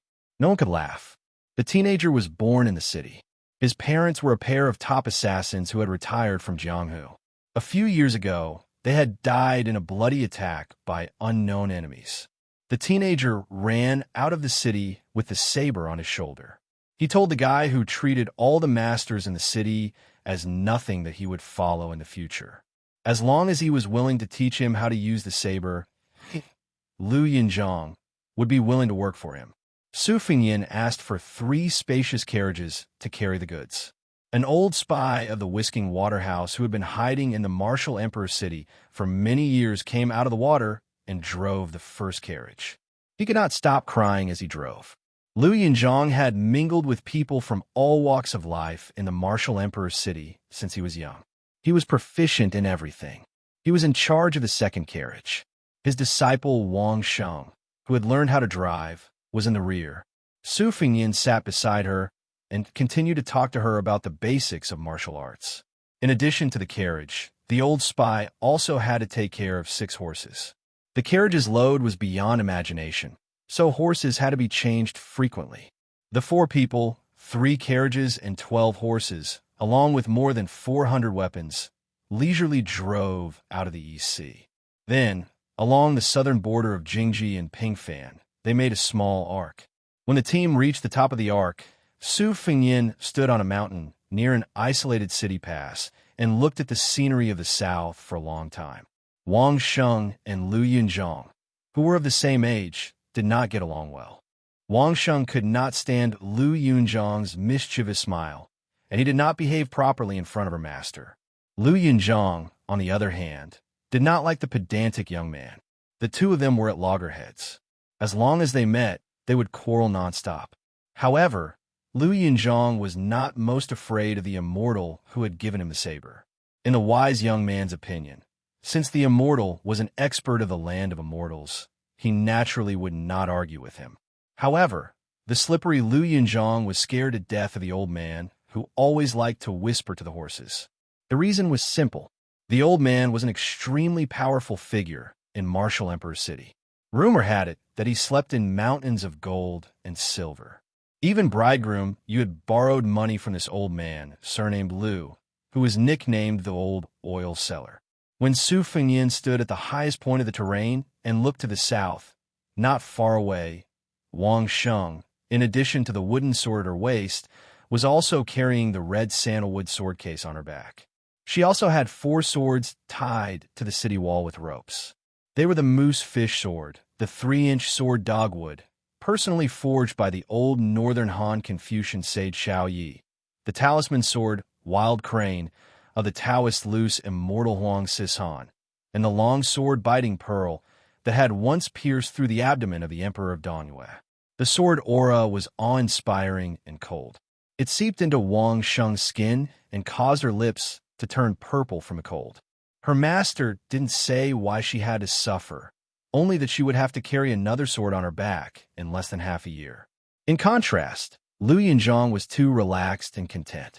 He carried the large frost saber all day long to show off, as if he had married a beautiful wife. Even when he slept, he would hug her in his arms. At this moment, he was beside Wang Sheng. The youth had been imbued with many of the habits of Jianghu. He also knew that in the sect, seniority was important. Although he and Wang Sheng didn't get along well, he didn't want his relationship with this immortal disciple to be too strained. Lu Yinzhong whispered, "Blockhead Wang, what is our master looking at?" Wang Sheng's lips were tightly pursed. He just stared at his master's silhouette, unwilling to pay attention to the youth beside him. Lu Yinzhong was used to being ignored by this blockhead. He asked tirelessly, "Do you know who that old green-robed swordsman is? Let me tell you, his identity is extraordinary. He's called Chai Qingshan, an old sword immortal of the Dongye sword pool. He's the #1 expert of the Guangling Taoist sect. He was once a guest of Zhao Yi. Even the sword pool's sect master, Song Yinqing, has to call him martial uncle. Otherwise, why would our master return him 4 unfamiliar swords? Of course, it's not that our master is afraid of Chai Qingshan. This is the knowledge between the heroes of Jianghu. Blockhead Wang, You should learn a little. Wang Sheng finally couldn't help but turn his head and stare. Don't keep saying our master. My master has never acknowledged you as his disciple. Lu Yunzhang reached out and patted the scabbard of the large frost saber. He chuckled and said, Speak with your conscience. Where can you find such a talented disciple like me? Look at you. You're carrying so many swords, but all of them added together aren't as famous as my saber. Wang Sheng didn't want to talk nonsense with him. Chapter 1131. The old spy, surnamed Lu, was probably done chatting with the horse. He walked over to the two children, squatted down, grabbed a handful of soil in his palm, and sniffed it. Everything had its vanquisher. Lu Yunzhang immediately kept quiet out of fear and took the initiative to sew his mouth shut. Wang Sheng wasn't afraid of this taciturn old senior, but he couldn't get close to him either. The old man also didn't deliberately win over the two children who were destined to never cross paths in their lives. However, deep in his heart, he really envied these two children who were extremely lucky. They might not know how great this opportunity was for the time being. The most powerful vassal of the Liang dynasty, the king of Baliang. He was also the martial artist who had personally killed Wang Xianxia. The old man sighed softly for no reason. It's like sitting in a glass screen, surrounded by the wind. It's really been hard on our general's eldest son these years. Wang Sheng didn't hear what the old man was muttering, but Lu Yunzhang's ears were sharp. He couldn't help but squat down and ask, Old Master Lu, what are you talking about? Tell me. The old man rubbed the soil with both hands and looked into the distance. He said indifferently, It's a coincidence to meet, but it's also the most difficult to understand. Kid, remember to cherish your fortune. You can't find many people with your good luck in the world. Lu Yunzhang didn't say anything. He sat cross-legged and carried the big frost saber on his shoulder. His hands were casually placed on the scabbard, and his eyes were firm. Then, they went straight to the northwest. Along the way, no one dared to touch this bad luck. Many of the local first-rate Jianghu sects took the initiative to escort the three carriages. At most, they stood respectfully by the side of the road. When they saw the young vassal on the carriage, they cupped their fists and bowed. No matter how old they were, they all did the Jianghu etiquette as a junior. When the carriage drove into River Province, Wang Sheng had 8 swords tied to his body. He looked like a hedgehog, which was quite funny. Today, Su Fengyin was sitting in the carriage of the spy, surnamed Lu, chatting about the war of the spring and autumn period. The old spy, whose real name had been abandoned for half his life, looked at the northwest wind that was already very unfamiliar to him and laughed softly. He was already 3 dust baskets of yellow dust with 2 dust baskets on his body. I really didn't think that he would be able to come back alive and smell the wind and sand here. As I get older, even if I can dream of this place, the memories of the old people and things will become blurry. Su Fengyin said calmly, Martial Emperor City is no longer the focus of the southeast spies. Wei Mang will soon invade the south. We need you here. The old man nodded. Even if we take 10,000 steps back, as long as we can die here, it's better than anything else. Su Fengyin smiled and said, Master often mentioned you when he was alive. The old man lamented, There are many green mountains and clear waters in the southeast. Although they are warm-hearted, they are cold. On the other hand, in the northwest, the sky is cold and the ground is frozen, but they don't feel cold. Su Fengyin smiled and said, No wonder Master always says that you like to drop bags of books and privately calls you the sour peddler. The old man was stunned for a moment before he burst into laughter. The old man's expression suddenly turned solemn. Su Fengyin waved his hand and said, Go on ahead. Don't wait for me. A thin old man appeared on the road. He was empty-handed, but his sword intent was so strong that it was almost as strong as Li Chungang, an earth immortal. Su Fengyin got off the carriage and moved forward slowly. The 3 carriages brushed past the old man with an inconspicuous appearance. When Su Fengyin was about 10 feet away from the old man took a step back. Su Fengyin also stopped. Su Fengyin asked, Tomb Master didn't bring a sword? The old man with a calm expression did not speak. He just stared at the young man who had turned the Jianghu upside down. The old man finally said slowly, you're going downhill. Su Fengyin said indifferently, "It's reasonable. Tomb Master has indeed chosen a good place and a good time." The old man smiled and said, "Also, did you choose a good opponent?" Su Fengyin did not speak, but a cold smile appeared on the corner of his mouth. The Wu family sword tomb, the current head of the family, the true owner of the second most famous sword in the world, Su of Gojoseon, Wujian, an old man who had almost never fought with experts outside the sword tomb, but had become a worthy grandmaster of the sword. To be honest, Su Fengyin was related to the old man. However, when his mother gave up her identity as the sword crown and violated the rules of the Wu family, the sword attendant aunt's face was slashed by countless sword auras. Thus, she had no choice but to wear armor. Su Fengyin did not have a good impression of this old man who his mother said liked to go to the sword tomb mountain year after year to count, wash, and sharpen his swords. Li Chungang had once gone to the sword tomb to obtain the wooden horse and ox sword. Dong Tai was the illegitimate son of the Wu family. He had once lived and died on the sword mountain. In the end, he established his own sect, raised his own flying sword, and became the Peach Blossom Sword God. The top swordsmen of 2 generations had not been able to bypass the sword tomb, where countless famous swordsmen were buried. Perhaps because Li Chungang was in front of Dong Tai, the old man on the road could not be called the #1 swordsman. However, there were not many people who could let their guard down. In the past, only Wang Xinji could. Su Fengyin, who had defeated Wang Xinji, could naturally do it as well. However, he could not do it now. The old man's qi was restrained. He did not have the demeanor of an expert. He smiled as if he was chatting with a junior and asked pleasantly, "You asked me why I did not burn my sword?" Su Fengyin frowned, but quickly felt relieved. The old man finally took a step forward. When he came, his sword came. So what if he did not have the Su of Gojoseon? Chapter 1132. The 3 carriages were ordered to stay away from the disturbance, but they didn't go far. The most experienced old spy quickly stopped the carriage. Wang Sheng and Lu Yunzhang didn't know what was going on, but they did as they were told. One old man and 2 young men stood side by side. Lu Yunzhang saw Wang Sheng sweating profusely, his lips turning purple and his body trembling uncontrollably. Just as Lu Yunzhang was about to laugh at this kid's cowardice, he saw the 7 swords tied to Wang Sheng's body. Each of them was slightly unsheathed, especially Wang Sheng's newest sword, Goose Yellow.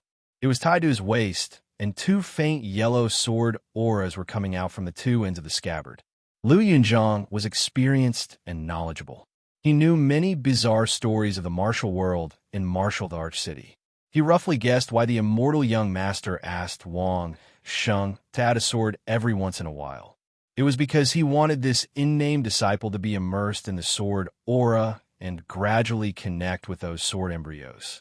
The more, the better. Through this, Wang Sheng would be able to hone a natural and vigorous sword intent. The old spy said in a deep voice, "Wang Sheng, try your best to use your divine intent to suppress Goose Yellow's sword aura. If you want to cultivate a superior sword, you have to be able to control the sword and not be controlled by the sword."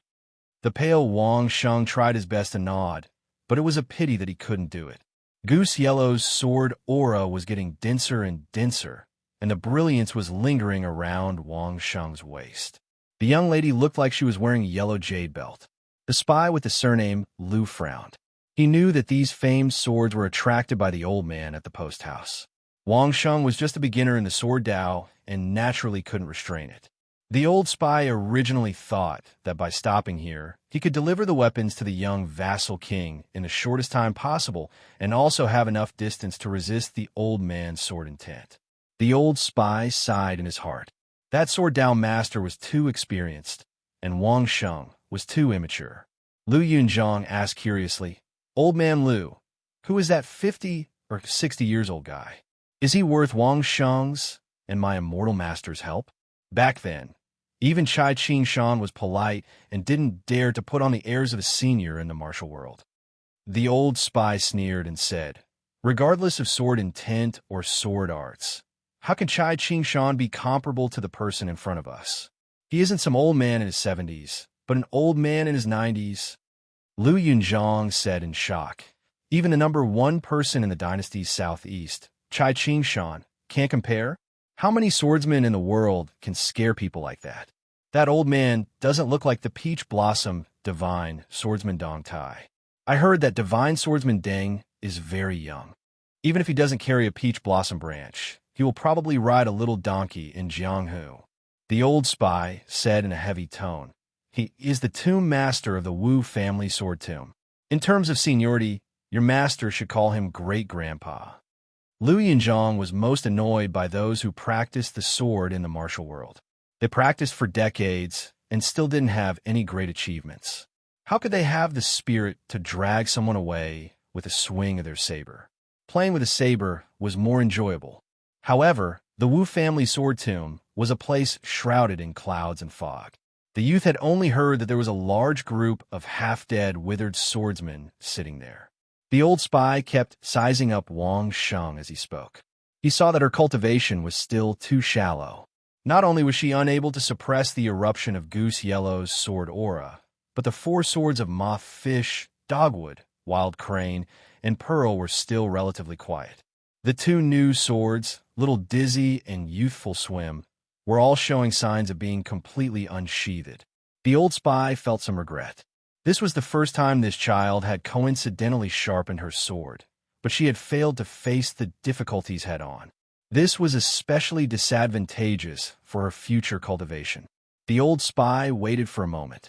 He didn't want Wang Sheng and the sword executors to be defeated because of their personal feelings, so he planned to retreat. At this moment, Wang Sheng seemed to be very angry. She lowered her head and stared at the most restless Goose Yellow. She reprimanded, "Be obedient." Lu Yunzhang rolled his eyes, and the old spy didn't know whether to laugh or cry. However, the two of them were surprised to find that the famous sword had indeed calmed down. Most of the sword aura had been withdrawn and returned to its sheath. The remaining sword aura floated up and flowed around Wang Sheng's 10 fingers. The girl's fingertips were like a yellow flower. The corner of Lu Yunzhang's mouth twitched. He said helplessly, "This works too?" Although the old spy's face was calm, he was terrified. In every generation of the martial world, there would be a handful of geniuses. Among these rare geniuses, Buddhism and Taoism were the most mysterious. It was rumored that Qi Xuanjin had the mysterious ability of prophecy. Back then, on the demon-slaying platform, he had single-handedly fought the 6 skyscraping demons of Zhulu Mountain.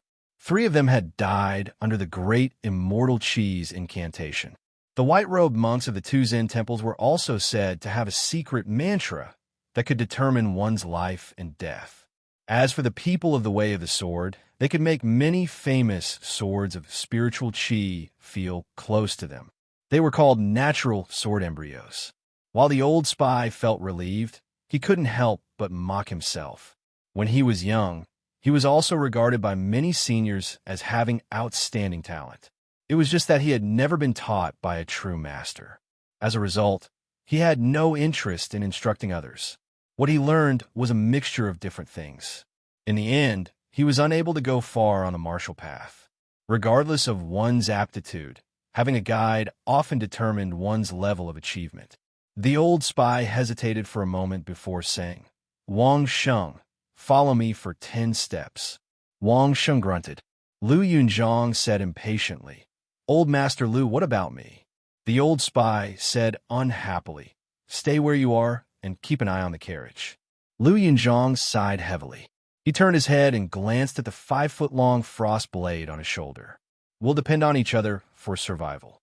At the front of the post house, after the head of the Wu family took a step forward, there was no more movement. However, what was even more unexpected was that the old man didn't seem to be in a life-and-death situation. He actually began to ramble, and his words were filled with emotion.